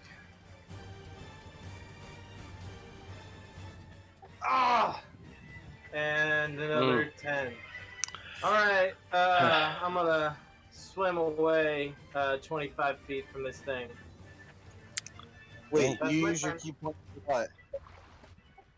To do a second, to do flurry of blows. a second Yeah. attack. You should be calling flurry of another blows attack. before, usually, but it's not that big a deal. Oh, I can in the future. I always had it planned out. I didn't know you had to call it before you did your bonus action. That's fine. It's good form too. But I trust you enough. I'm not that worried about it. Anyway, my You turn's use over. that point for stun. Blood, you're up next. You have to hit it in order to stun it. I can't barely fucking touch it. All right, don't tell me how to play my character. I got it. Didn't you hit it with the flame tongue? Flail? Just play your own character. All right, how about that? Dude, calm down. Alright guys, I'm gonna I gotta take off anyway. Okay, that's fair. I'll puppet your character for you. Oh, I'm just doing a regular shot, not sharpshooter, and that's gonna miss big time anyway. So yeah, with that, did the 9 come through? Yeah, I mean, you rolled a 9, but yeah. No, I wasn't doing the sharpshooter. Yeah, I didn't unclick the box. So yeah, but you'll just swim in a little hallway and just wait. Okay, fair enough. Next up, we come to the reef shark. What are you doing, Eloise? I'm gonna swim up to it. And I'm gonna go ahead and try and give it a big old bite. Chomp chomp.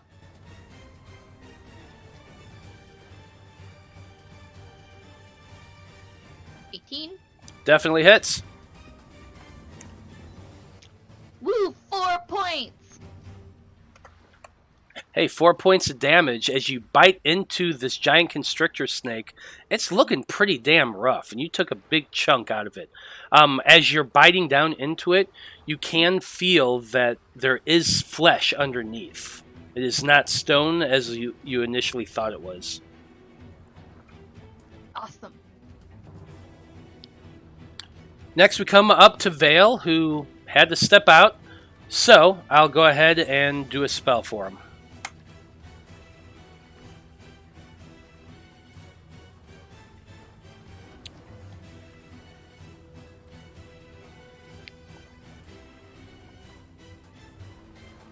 He will go ahead and toll the dead.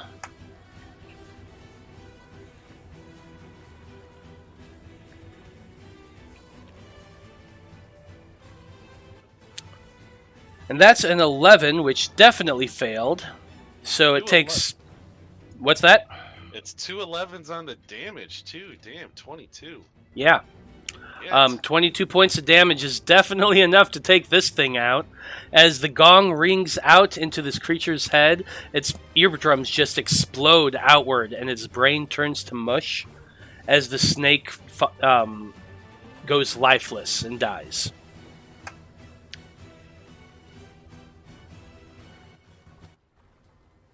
well, it seems like every statue is gonna try and kill us down here. I mean, I'll swim up and start, examining the dead body and see if there's anything weird, like, there's anything there with it. Go ahead and give me an investigation check. You realize from now on we're just gonna attack every statue we see going forward, right? 17. Investigating the coiled snake above the at the top of the chamber, you do see that it is actually a snake. Its flesh is white, and the scales are so tiny they're barely visible at all. It almost feels like a solid piece as you run your hand over it. Almost imagine like an eel skin. Purely gray, just like the stone it was around. Other than that, you don't really find anything. What were they? I can't imagine what the hell they are planning initiates to survive down here with all the shit they're throwing at it. Or perhaps these are all men here for us, and this is just crap. Tomas kind of swims down over to you, Blood, and he says, I'm not sure if initiates would have to face these things themselves. If they're being brought down, they have to have an escort or something, right? Perhaps. Yeah, maybe maybe it's those stupid medallions they were wearing. Maybe those are they keep these things from attacking them. Because all of those weird, sickly creatures that passed as humans in there, they were all wearing the same medallion. Maybe they're more important than we thought. I don't know. It's an idea, but I don't. You make an interesting point. Do you want to try and wear one? He kind of chuckles. That is the question, isn't it? I guess we checked them out. They don't look. I guess they didn't seem magical. Did Veil ever look them over and do an Arcana check on them? I don't remember. No, he really didn't. What do you want? What are you wanting him to do? I didn't know if he checked them out before, when we were checking those bodies. If Veil looked them over and sees yeah, this seems like it could be magical. He's the only one. I guess Tomas has got. He might have some magical abilities. He could, and so well, she's a shark. She couldn't do it. I just didn't know if he'd check them out if they're gonna fucking turn Blood into a mindless fucking simpleton when he puts one on. I mean, you guys have never sat down and took the time to identify these things or casting magic on them. I mean, I didn't know if he would look it over if there was a way to tell, because Blood does do magic too. You guys have never sat down to do anything like that. You guys have pretty much been going full tilt since you got into the water.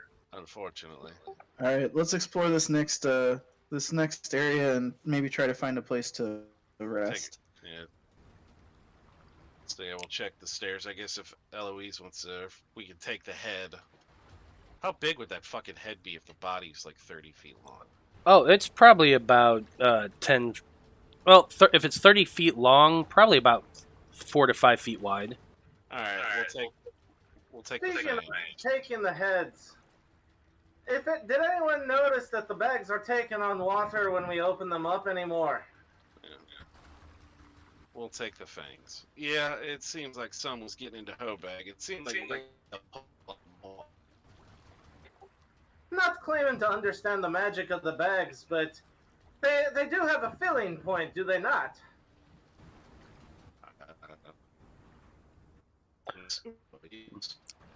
Tomas speaks up. Yeah, they do have something of a fill point. They can usually hold around 500 pounds or more. It's hard to do the math with the water, but hopefully, if we keep pushing things in, maybe if we reach a tipping point, water will shoot out. I have no idea. Later.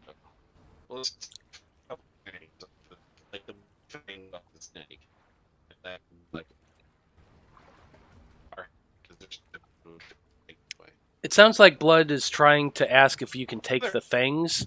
yes, it's dying again. Yeah, you're just cutting in and out, Bud. But you could take the fangs if you wanted to instead. That's up to you.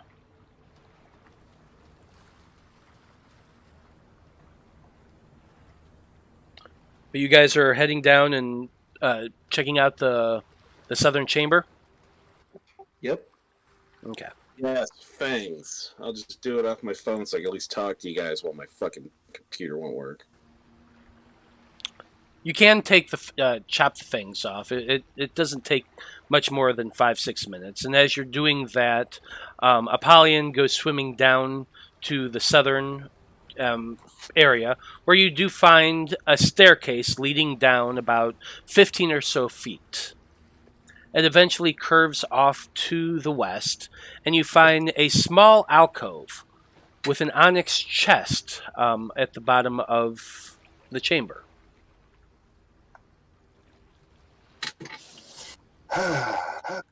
Swim up to the chest. Give it a look-see. Make a perception check. Can you hear me? Yes. Yeah, I just... Even if my internet's not working, I'll just go off the phone so I can talk to you while I get this fucking thing back up. Yep, no worries. My character sheet's being wonky. Give me one second.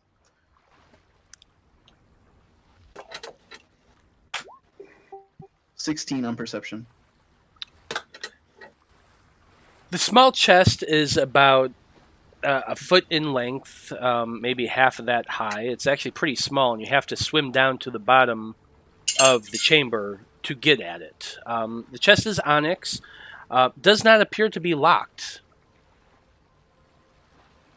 I have blood check for traps if you can... Let me see if it'll even... Did that go through? Yeah, we heard you. I rolled a 21. I mean, I rolled a 20. I mean, if you want to roll for me for an investigation to check if it's trapped or not. Yeah, that's fine. I'm pulling up your character sheet now. I had to hand off the puppy.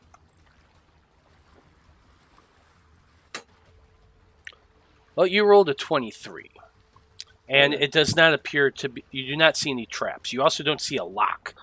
It just seems to be a small box, an onyx box that does have a lid on it. Apollyon, you lift it open. And inside it, you find a small copper key. The end of the key is in the shape of a tree. Sweet, there's one of them.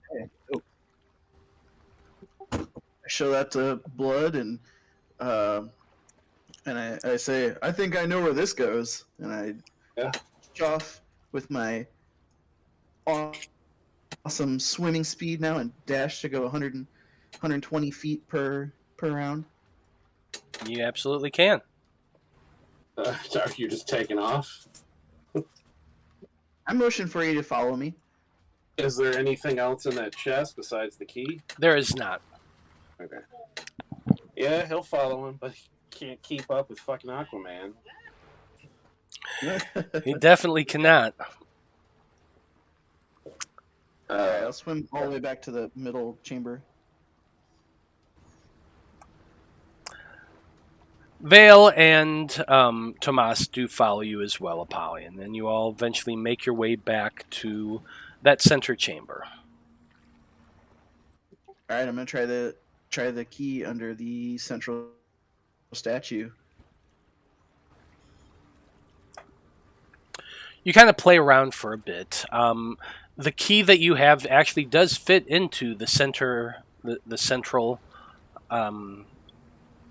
statue's base, and you turn it, and it does, and you feel a click. Do I see anything open? Or move? Nothing opens or moves, or you don't see any motion whatsoever. Maybe You'll we need all 3 keys. Maybe we gotta have all of them before it'll open. Better keep looking around. Unless you guys want to try to rest.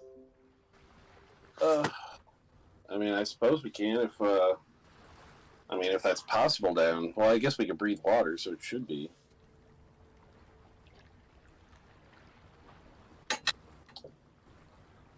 I mean, if Veil wants to ritually cast the hut so he doesn't burn a spell slot, we could sit under that for an hour. Well, Eloise would have let you know when she casts water breathing that it lasts 24 hours, so we would have it until well into the day tomorrow. I meant, if we want to get water out of the bag, investigate that spell scroll, sit in dryness for an hour while we chill. But, I mean, I guess it would be up to Veil if he wanted to do that.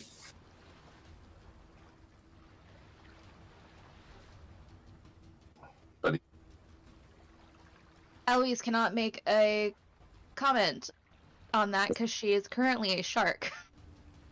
well, I'd say people need to at least roll some dice to heal up, so we can take a short rest at least, and then then check the other side of the.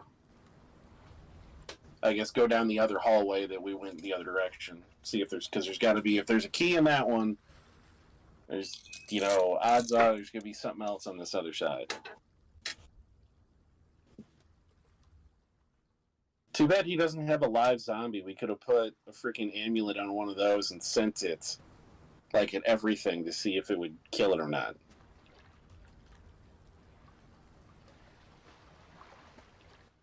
Oh yeah, did we ever examine those amulets? We didn't. But I guess if he can ritually cast Identify, it depends on what it needs for that. He doesn't need to burn incense or anything for Identify, does he? Is it just verbal and somatic? Well, let's take a look.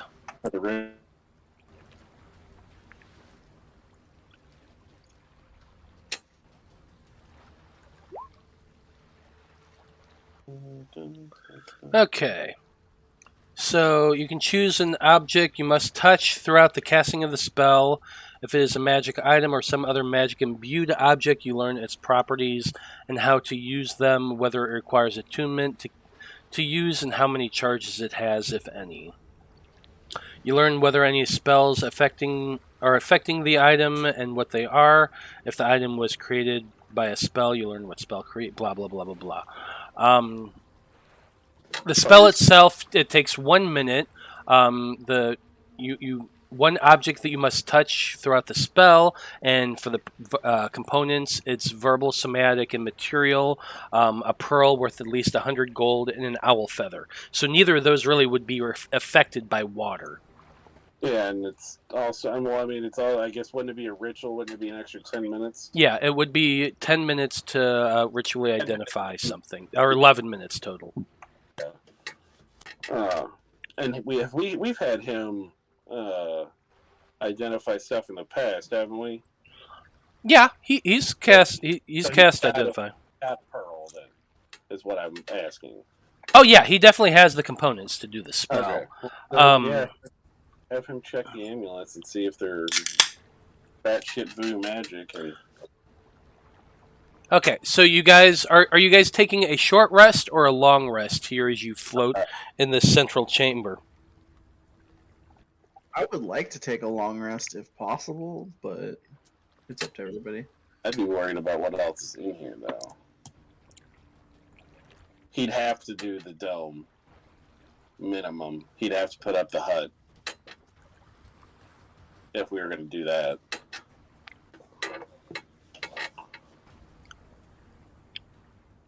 Liam, you there? Yeah, I'm here. I can't put up the hut though. I don't know what you want me for. We want to know if what you want to do. Are you wanting to take a long rest, or are you wanting to take a short rest? Or long rest, I'm gonna heal up the same amount. It doesn't matter to me. Ask somebody else.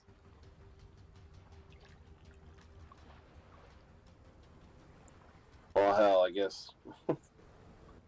Eloise, do you want to do a short rest or a long rest? Long rest. In a short rest, I can get everything I have back, so it's really no concern to me.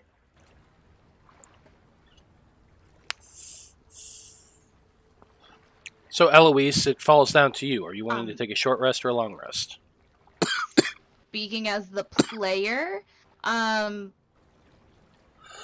for me personally, it's not a huge amount of difference because I still have a bunch of charges for my Staff of the Woodlands. So spell-wise, I'm okay. But yeah, if anybody has anything that they need a long rest for, we can take a long rest. I'm happy with either, because health-wise, I'm okay. And spell-wise, I've got the Staff of the Woodlands, so... Don't you get shapes back on the short rest, too?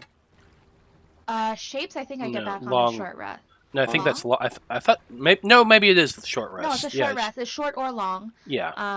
I get my breath weapon back short or long, and I still haven't used it yet, so I'm good. Well, Apollyon, how hurt are you?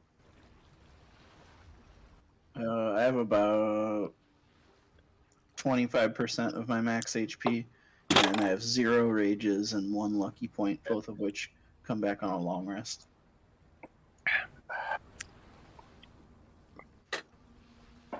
A long rest is risky, so it's up to you guys. I'll do whatever one you want. Because I'm not that hurt, and I don't need to get it. I mean, I could just roll hit dice on a short rest. I just wouldn't be able to do any rages, which is like my signature ability for the rest of the time we're down here. How bad? I guess what's Veil's condition right now? Looking at his sheet. Honestly, he's fine as far as hit points go. He's doesn't have the greatest amount of spells left, but he does have some. Tomas, since you guys are thinking about it, he doesn't have a lot of spells either, but he doesn't... I mean, well, actually, he hasn't used a whole hell of a lot of his spells, now that I'm looking at him, because he doesn't have a ton of them. So he's fine either way. You guys come to a majority decision. It's entirely up to you. I guess one thing Blood will ask Tomas is, Tomas, that message you said you received earlier about the army heading east, did they tell you when that army left? My only concern is if we spend too much time down here, we are going to go up top and the army is going to be waiting. Tomas looks at you and strokes his chin and he says, well, the message I received said they had just left Ranivika that morning. Now, it's at least that would be my guess. They just said that morning. So I assume they mean that morning. Now, Ranivika is a 3 days journey by the horse's trot. Well, that's if they have some kind of weird magical means of getting here faster. But so hopefully then if we take a long rest down here, we just have to worry about what else might be down here. So is there a room that's the most secure? Did everybody, I mean, do we want to check the other side to see if there's something over there before we do this, before we push south? Do we want to check south? Or do we want to try in here to do a long rest if that's what we're going to do? Where would you guys want to take it? Well, if the shark can understand what we're saying, it can like swim and like maybe come up and bop its tail against Blood and be like, follow me, or something like that. Just to give you, because I can see how antsy you're getting. Okay, well at this point, you were saying we're taking a long rest? If you guys are... Well, are you... Sorry. Go ahead. Yeah, what I was saying, he's just saying is like, if we take a long rest, where's the most secure room that we could, be safe in and take that rest? Cool. Shark's gonna start swimming. Okay, well, they'll follow. Well, I'll follow you. Alright, follow. Eloise, where are you going?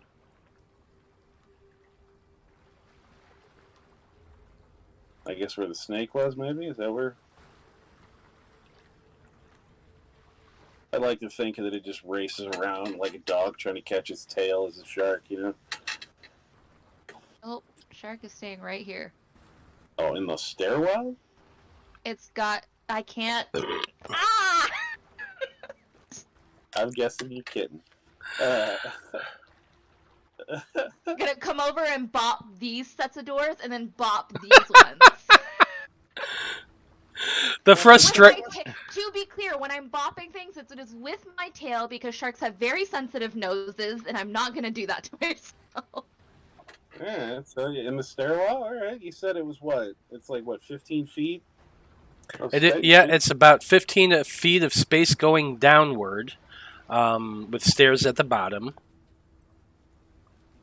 I guess Eloise would probably have to drop shark form unless she wants to try and... Well, it only lasts an hour anyway, so... If we're taking I a get rest, 3. I don't think it matters 3 hours? if we rest or Okay. not. Yeah.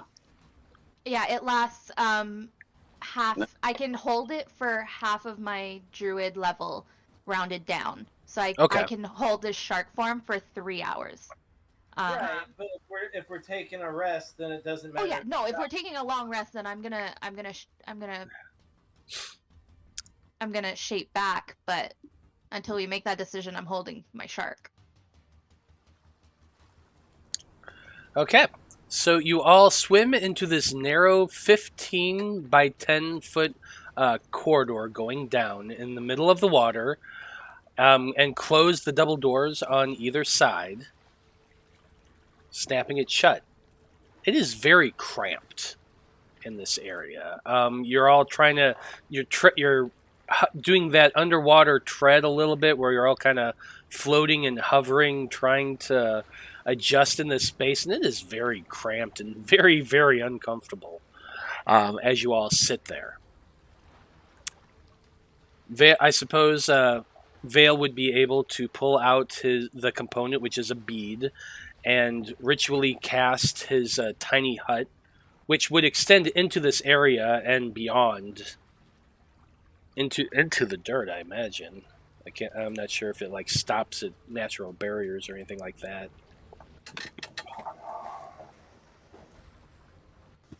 Yeah, it's just an immobile dome of force that springs into existence around and above you and remains stationary for the duration. The spell ends if you leave the area. So it's very, very cramped. And I'm not going to lie, I'm not sure how somebody is going to try to fall asleep while floating in water in an underground chamber. You do have your water breathing, so I mean, that's not an issue. But it's got to be cramped and uncomfortable.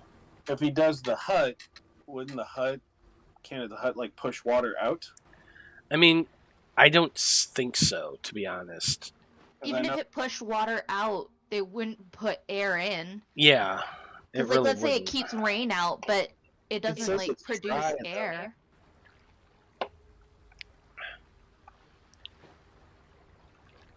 Does it? I don't know. I don't know how spells work. It just springs into existence around and above you. It doesn't push outward. It just forms. I don't know. So to me, no, I would say that it's not going to push the water out. It's just you have a big dome around you and kind of encompasses in front of the doors that are closed, because it is a 10-foot radius, so it is pretty far around you, but you can't do it. And you do, and you're all kind of floating in this 10 by 15 chamber. You guys ask Veil to ritually identify one of the necklaces. Is that what you said? Yeah. 10 by 15 is bigger than the room I'm in. It's But- not that small a space. Well, also imagine it a 10 by 15 stairwell, though. Okay, so pop this at an angle. So yeah, pop it at an angle. I'm not saying it's not. I'm just saying it's weird and uncomfortable. Fair. I'm not saying you can't do it. I'm just saying it feels cramped and it's odd because you're floating in water. Well, luckily we're floating in water, so we don't have to deal with the uncomfortable corners of the stairs. Positive thinking. Yeah, but imagine trying to fall asleep in I think underwater. sardines Hey, sleep people pretty fall well with asleep in hands. like sensory deprivation chambers all the time. Maybe I don't know. So I'm trying. casting identify on the amulet. Veil tells you that this is an amulet of continual flame. He says that if you wear it around your neck and attune to it, the crystal you can command the crystal to begin to glow, and glows with a little bit of torchlight from the amulet itself. That's cool. So it's just like a wall. You're just like a necklace. It's like a fucking headlamp almost. Yeah. He tells you it doesn't glow very brightly. It'd probably give you about 5 feet of light around you, and maybe another 5 feet of dim light. Beyond that, it's not like super bright, but it is an eternal light source. And they were humans, so they wouldn't have had regular dark vision. Maybe that's why they were wearing them, is to give them a little bit of light to be able to move around. So that's, yeah, well, I doubt those would, I mean, maybe it's some down here that set these things that if they see the light, they don't attack. But I don't want to unattune from something to put that on. So that's my problem.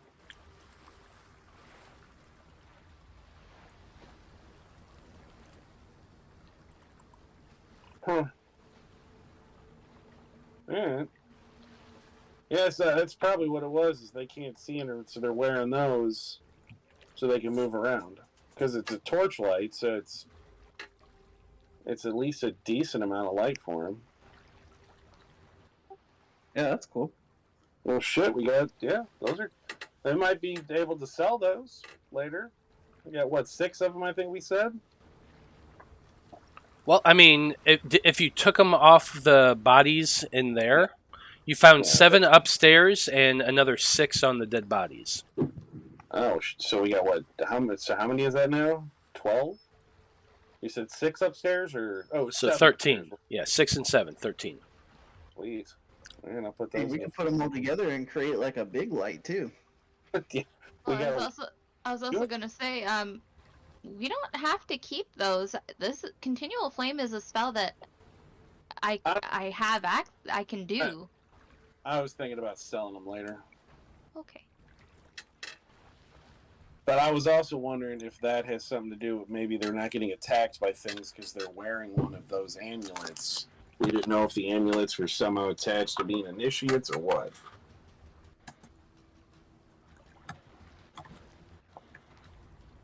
I guess we need to set up a rotation order for watches. Yeah. Who's going to go first? I'll go.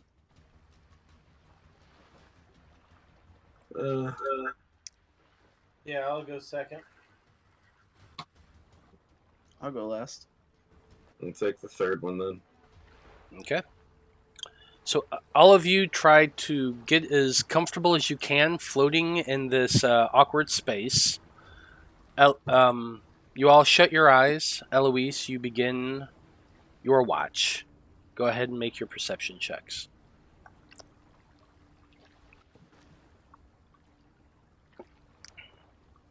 Ooh. 15.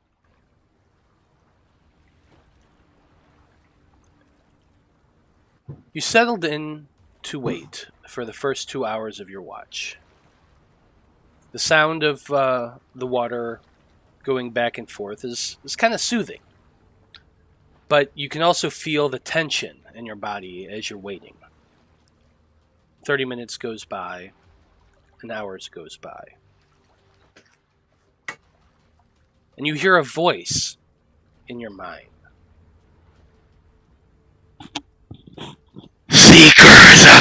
truth.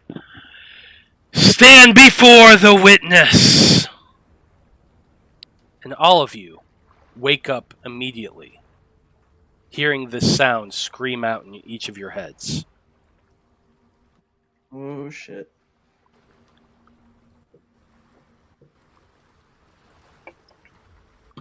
What? What's going on?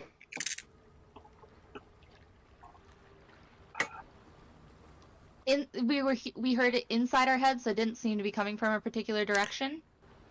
You could hear it. At first, you thought it was coming from your ears, and you're all looking around, kind of like, what the hell is that? Is all your eyes open at once? And then you realize, was it in your ears or was it in your head? You felt it almost like a spider-like crawling up the back of your scalp and in your mind. And it all gives each one of you a shiver as you realize that, yeah, it was in your head itself. Okay. That happened like an hour in? About an hour in. Okay. So And then all of we you all get the equivalent of a short rest at least?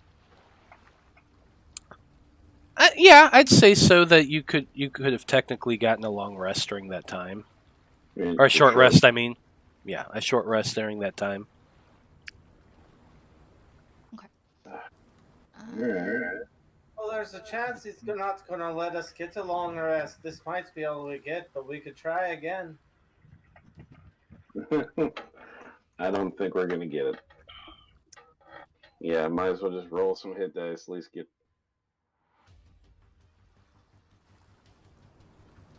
Ooh. Sweet.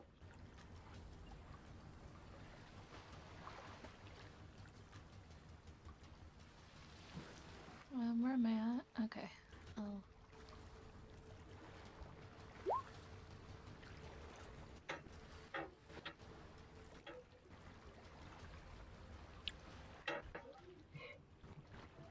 Yeah, Tomas used 2 hit dice. All right, I'm almost to max health again. I'm up at full.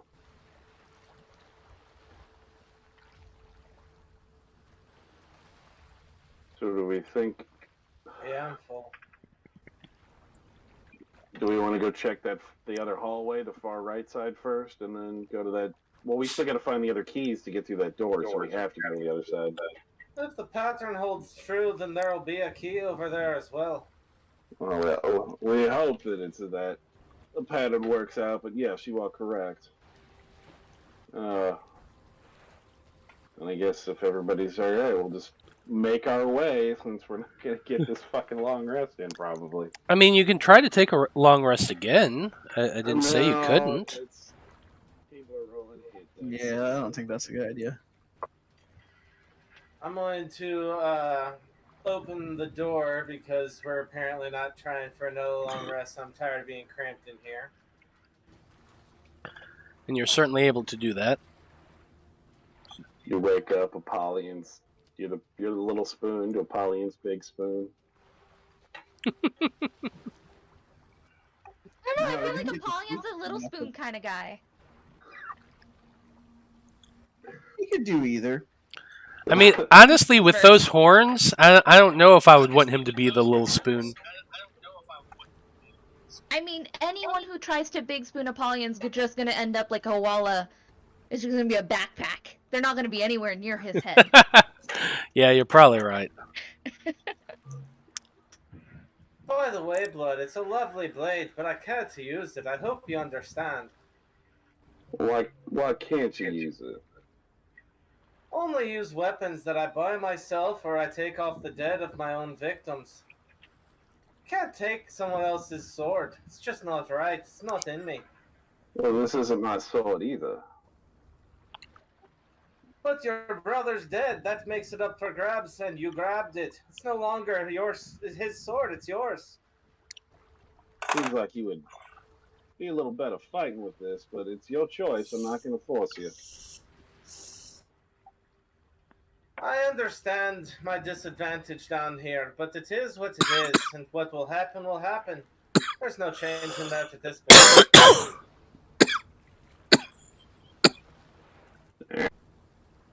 Let's move on over to the other side. See what we can get done in 20 minutes. Okay. So you guys all head back out into the upper chamber and follow the corridor to the east this time. Correct? Mm-hmm.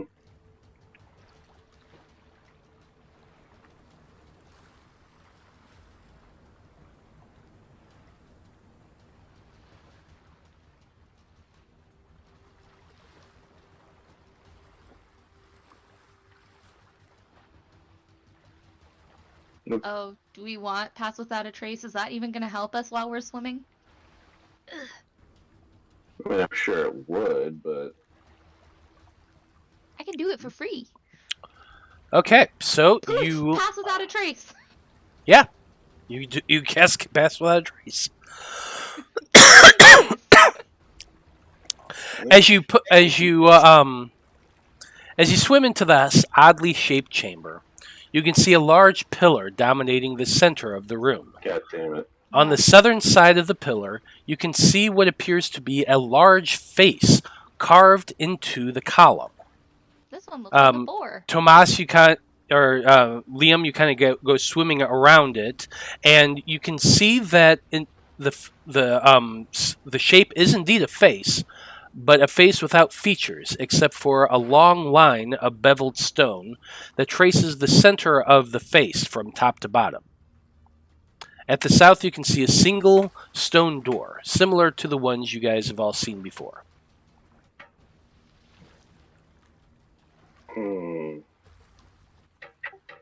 Well, as Blood called out earlier, we're just going to assume every statue is about to attack us, so I'm going to launch a preemptive strike on this statue.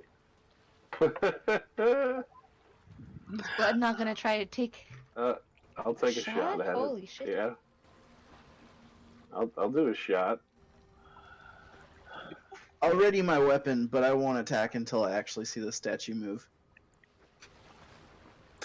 So, Liam, I heard you say that you're just swinging away at this odd ovular stone shape carved into the pillar. Is that what I heard?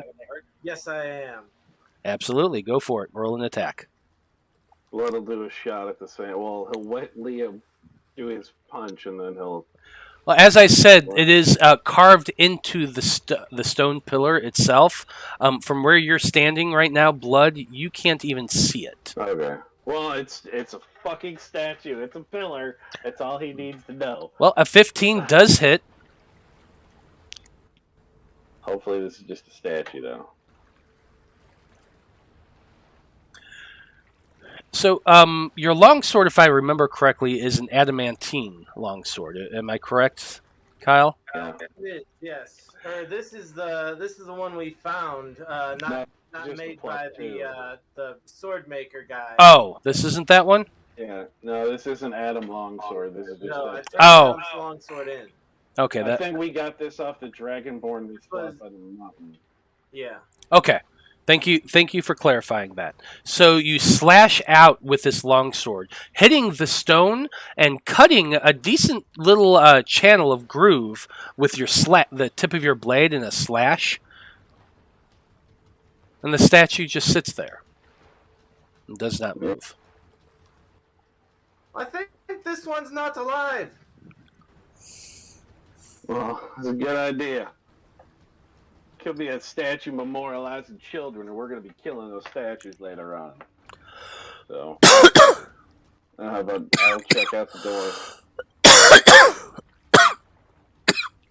Check if it's trapped, and then we'll trapped and locked, and then we'll go to unlock. Oh, it shouldn't be an advantage, but 22. Okay.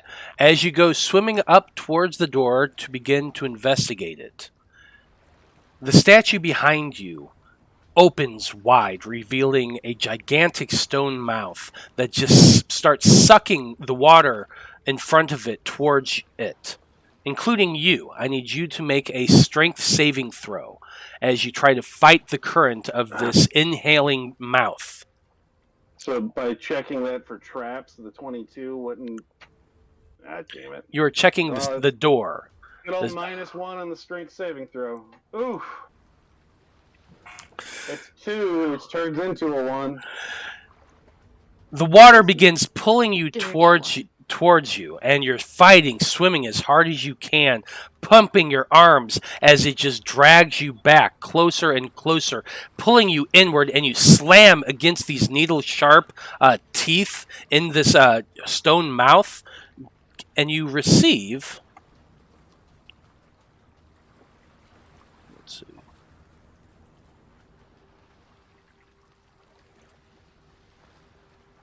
15 points of piercing damage as these needles pierce all along your back. You slam against the back of this stone as it's inhaling you in, almost like an Iron Maiden. Aqua Minotaur, get over here. He screams out in pain. All right, I'm gonna try to swim in there, and I don't really know what you want me to do. Pull him out. All right, yeah, I'll pull blood, I'll grab blood, and I'll kind of like stay to one side of the statue, so I'm not directly in front of it, and I'll try to like pull him out and throw him to the side. As you get close, it is sucking water in almost like a funnel. I'm going to need you to make a strength saving throw, Apollyon. Easy. God damn it! You just. Thank you, Jesus. 27. You Thought come- you were jinxing yourself with that easy comment. You come swimming up to the this column, grabbing blood as you just fight against this current. You grasp onto his arm. Make a strength check for me, please. 11. You're yanking as hard as you can, trying to pull him along, and the current is fighting back against you. Your feet are against this pillar, and you're just straining against it, pulling as hard as you can. But it's caught, and his feet pull back and hit against the spikes one more time, doing 3 more points of damage to you, blood. Give me one more strength saving throw, Apollyon. You got one more chance at this. 15. 15 is enough. You yank as hard as you can, pulling blood with your both hands on his arm, yanking. You pull him as hard as you can, dragging him out of the current and fling him backwards, back into the far chamber before pushing off. And with your 60 feet of movement, with your cape, you're able to swim away quickly before the water pressure gets you as well.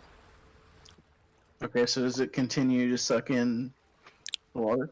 As you guys do pull back and begin swimming behind it, you do see the mouth begin to close once more, and it finally shuts. And the water kind of takes a few minutes to readjust and fill back up once again before the waters around this area grow calm. Okay, before we try that again, can I try, and I'll cast as many frostbites as I need to try and freeze the mouth Wait a shut? minute. Let's go back and grab some of the bodies that are back in the other chamber. So, let's see that spell, Eloise. Oh, okay. Go ahead and pop it up in chat for me. Yeah.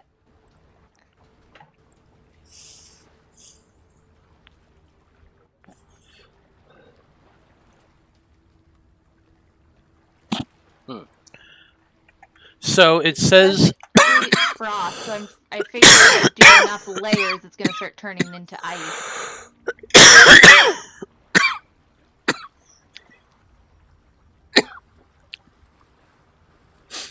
okay. So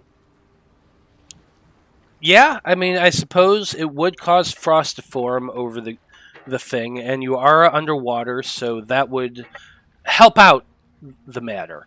I think what I'm going to have you do,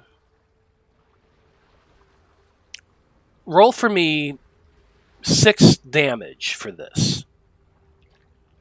6 times, yeah, 6 times. Okay. So roll the damage 6 times for this spell.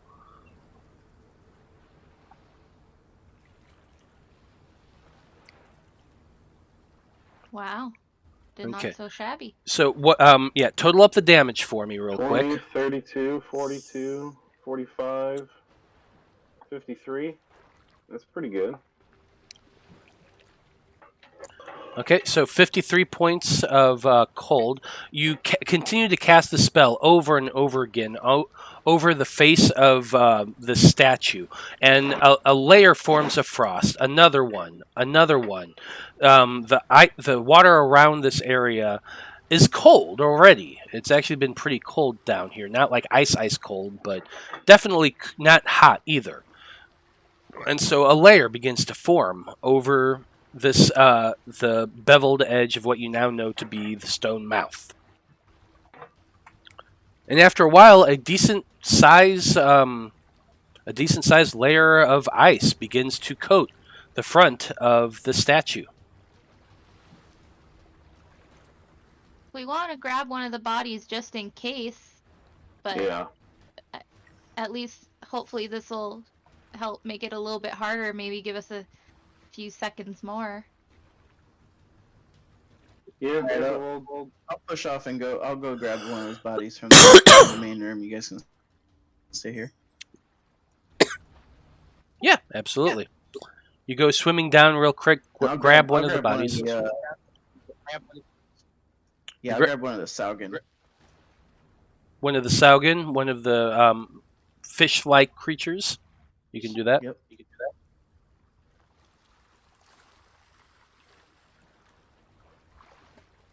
I'll bring him up here, and I'll go real quickly to the door. And right when I get to the door, I'll like about face and push the Saugen back towards the statue. So you push the Saugen towards the statue, and it begins floating towards the door a little bit. You see the face on the column shift a little bit and flex, as though trying to open. You hear a bit of a creaking sound, but it does not seem to open. Nice. Is the door unlocked? The door is unlocked. And thanks to blood, we know that it's not trapped. Heck yeah. Alright. it is definitely not trapped. He's Now- so Move into this fucking little hallway. happy to have discovered that. You go swimming. You find another staircase leading downward to another door. God damn it. These fucking doors. Check that door. If I need to check for traps, I will. This is an elaborate place. There is no traps, and it is not locked. Yeah, there's someone open. Pushing open the door, what you do find is a long stairway, or I already read that. You open the door to find yourself in a diamond-shaped room with a 10-foot high ceiling. A long stone platform runs from north to south in this chamber, which stairs on either side, descending another 20 or so feet downward toward a bed of sand on either side.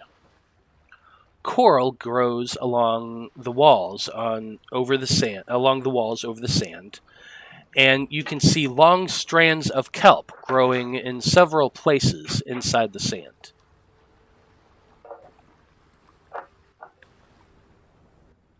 Do you see any other movement besides the coral and the kelp? Make a perception check.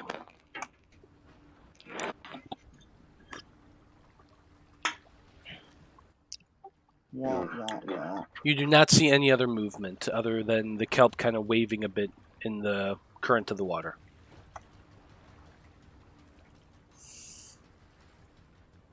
What about Eloise, 23?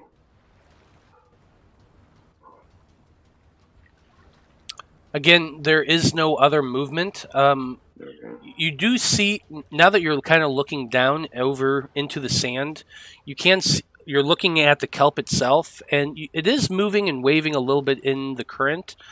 The kelp, the stalks of the kelp, however, look quite a bit thicker than kelp you'd seen in previous rooms. But Does the water in this room taste different? It does not. so thicker kelp than the room that it was covering the statues. Yes. The stems themselves are thicker. They're you'd guesstimate almost broom width.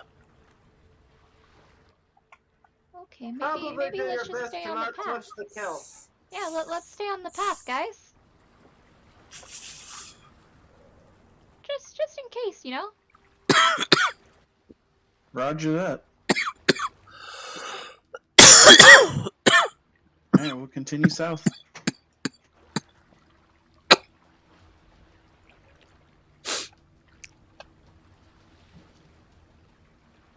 Okay. The platform leads you to a small stairway leading downward about 10 feet or so, until you reach an intersection leading to two rooms. In one of the rooms, the room to the east, you find another statue, and to the south, a much smaller stone slab depicting that seems to be a mural, a carving.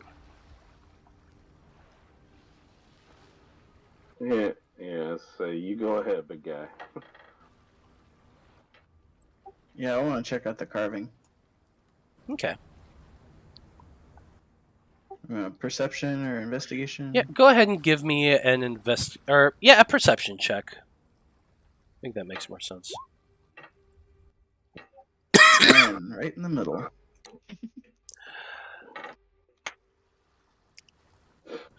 So what you see before you is a marble slab of stone, depicting a massive tree with long boughs and roots curling along the bottom. A large eye opens in the center of the tree, with a staircase leading down from its iris towards the base, very similar to the statues that you guys had found in the coral room, the bases of the statues. Multiple humanoid outlines are depicted walking down the staircase from the eye, with even more humanoid shapes around the base of the dais, worshipping the tree in a variety of poses. But these are far more detailed than the ones in the other chamber.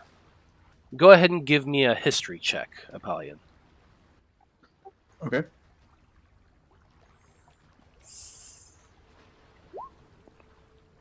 That'd be a 23. Nice. As you examine the humanoids, you can see key details on the figurines, allowing you to guess at the races they're trying to depict. You can see figures representing Dragonborn and Kenku, Tabaxi, Halflings, Goliath, Luxodon, Minotaurs, Merfolk, Bugbears, Furblogs, Goblin and Hobgoblin, Lizard Folk, Kobolds, Turtles, and even Yuan Ti are represented among the carvings. So What about elves or dwarves? the only three he didn't mention were humans, elves, and dwarves. God damn it. Not exactly. With that 23, there are 5 races that you do not see depicted here. Humans, dwarves, elves, orcs, and gnomes are not represented on the statue. You can also, now that you're looking at them, you also see that there's quite a few gems inset into this this carving. You see a big diamond, several sapphires, a dozen or more of emeralds and rubies. It's quite ornate. I motion to Blood. Blood, you gotta see this. Shiny. I'd be a little hesitant to be taking things out of this, bud, but Look, it's okay. You can take this little jewel that's in the tabaxi. God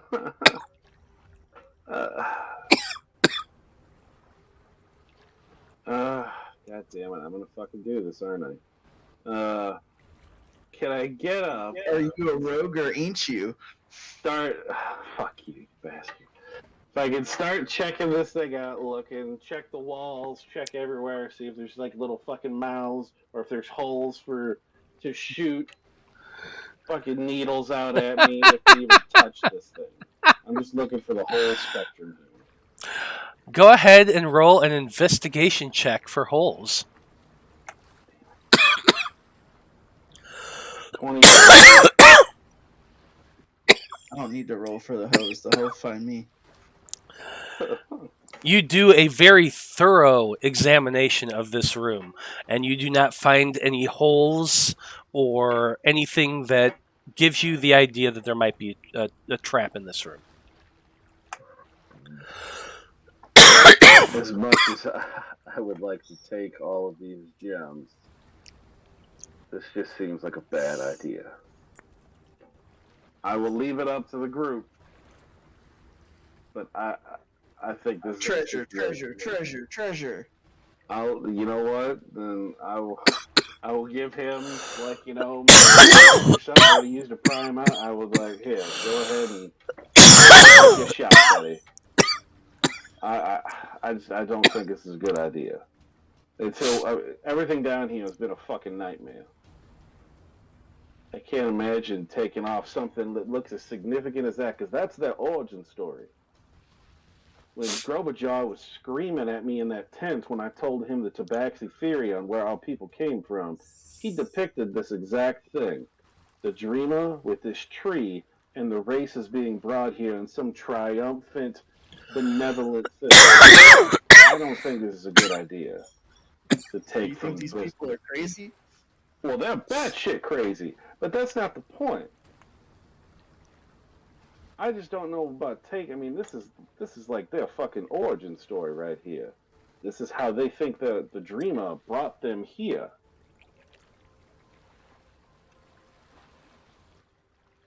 I'd just like to point out, if she can tell that we're trying to take a rest, she'll tell if we're trying to take something from her shrine. There's that too. I mean, maybe if she's down here, we find her, we kill her, then maybe we can come back and take a few souvenirs. But for now, unless I just think it's a bad idea. Yeah, we still gotta face her anyways. So maybe we should hold off on the things that might hurt us till after we face something that will definitely hurt us. But then again, maybe these gems are the only thing that do hurt her. Never know. I'm gonna go check out the other room. You guys decide what you want to do. I mean, I would Oh, is love... there a door? I'm hoping very much. There is not a door. Okay. I would love hours to be able to investigate that mural, but because that's a very significant historical find. But So, Eloise, in the chamber to the east, you find the statue, another statue of a cloaked woman with a featureless face. Placed at her feet, you discover a small onyx chest, very similar to the one you guys had seen in the far side room. the other one was onyx too. Yes. Okay. Guess I'll go up to it. Okay. You go swimming up towards the statue. And there... Towards the box. Toward the box, yeah, absolutely. I will have the crossbow trained on the statue. If it moves an inch, it's getting shot. Oh. I regret everything. The player regrets everything. The character doesn't know better.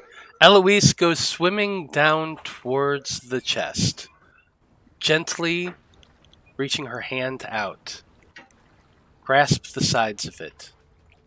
I'm not opening it without Blood telling me I can open it. I'm not that dumb. Okay. God. Alright, he'll check for traps. It's gonna go badly, I'm sure, for blood, but we'll do an investigation. It's 22 for blood to get stabbed by another statue. Blood goes swimming down towards the statue, begins looking it over very carefully, fearing the worst. I'm going to keep my eye on the statue while he's focusing on the box. And as he is looking down over the box, Eloise, you're staring up at the statue, waiting for it to make a move. The freaking weeping angel, I know it. You see the arms there held out in position as Blood gently lifts open the box lid. They're not blinking. Angel's got me terrified. Why'd you say that? And there he finds a single golden key. Oh, God damn it. With the shape of an eye at the far end. I really hate you sometimes. You know that? You're gonna give me a fucking heart attack. Oh man, he was nice. I was thinking the whole time he was gonna be like, and you open the chest next turn. And I die instantly, yeah. That's what I was thinking. No, you just make you wait a week. Alright, That too. let's get out of this room before the statue decides that it doesn't want to be nice anymore. Well, you can't not look at it now, because you just mentioned the weeping angel shit. Yeah, I'm backing out backwards. I'm backing out of this room. You all go backing out very carefully, Eloise swimming in this kind of odd position to keep her eye on this statue that you are all just absolutely terrified of. And Eloise, you are the last person to leave, and as you go through around that corner, heading back north, you take one last glimpse of the statue, and you freeze. Did it just move? You bastard. You know that? No, it definitely didn't. You keep going.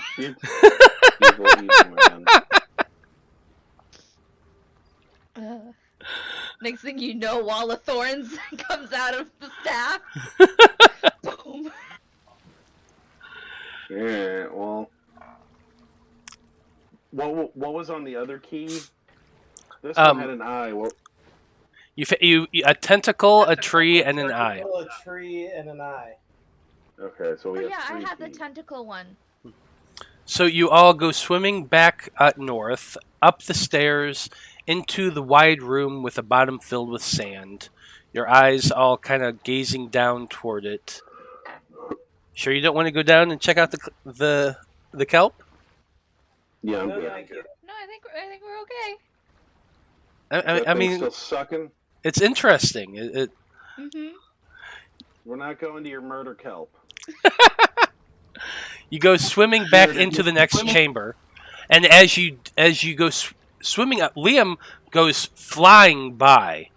Blood, you're a little bit slower as you reach the top, and you're staring at the statue with that ice-covered face, and you can see it quivering as you guys each go one by one in front of it, and you all hurry as fast as you can, trying to swim back through. Is the body still like here-ish in front? The body is just there, floating in the water a little bit in front of it. Cool. Yeah. So, wait, I have the tentacle-y one, and it's a silver key. And Blood, you just grabbed a gold key. What color was the other one? Was the tree? Or what metal was the tree? Well, I think I was when my shit was cutting out, but didn't I hear something that was like a jade? Did I hear? Brass. Okay, brass was the tree. What was the tentacle? Tentacle is silver. Silver. So silver, gold, and brass. Okay. And now we just gotta figure out which one goes where. It's honestly not that difficult. Each lock is distinct in the fact that you can look at the key and figure out which lock it goes into. I'm guessing we're gonna do that next week. I'm assuming at this point. Oh yeah. Okay. Oh yeah. I was gonna say that each of you do find your keyhole, insert your key into it, and turn. And once you turn it, you do hear the rumbling sound as the bars slide up and open. And we will find out what's beyond next week. I'm gonna keep my shark right here, because probably gonna need it next week. Woo. So there you go. Good job, everybody. Yeah.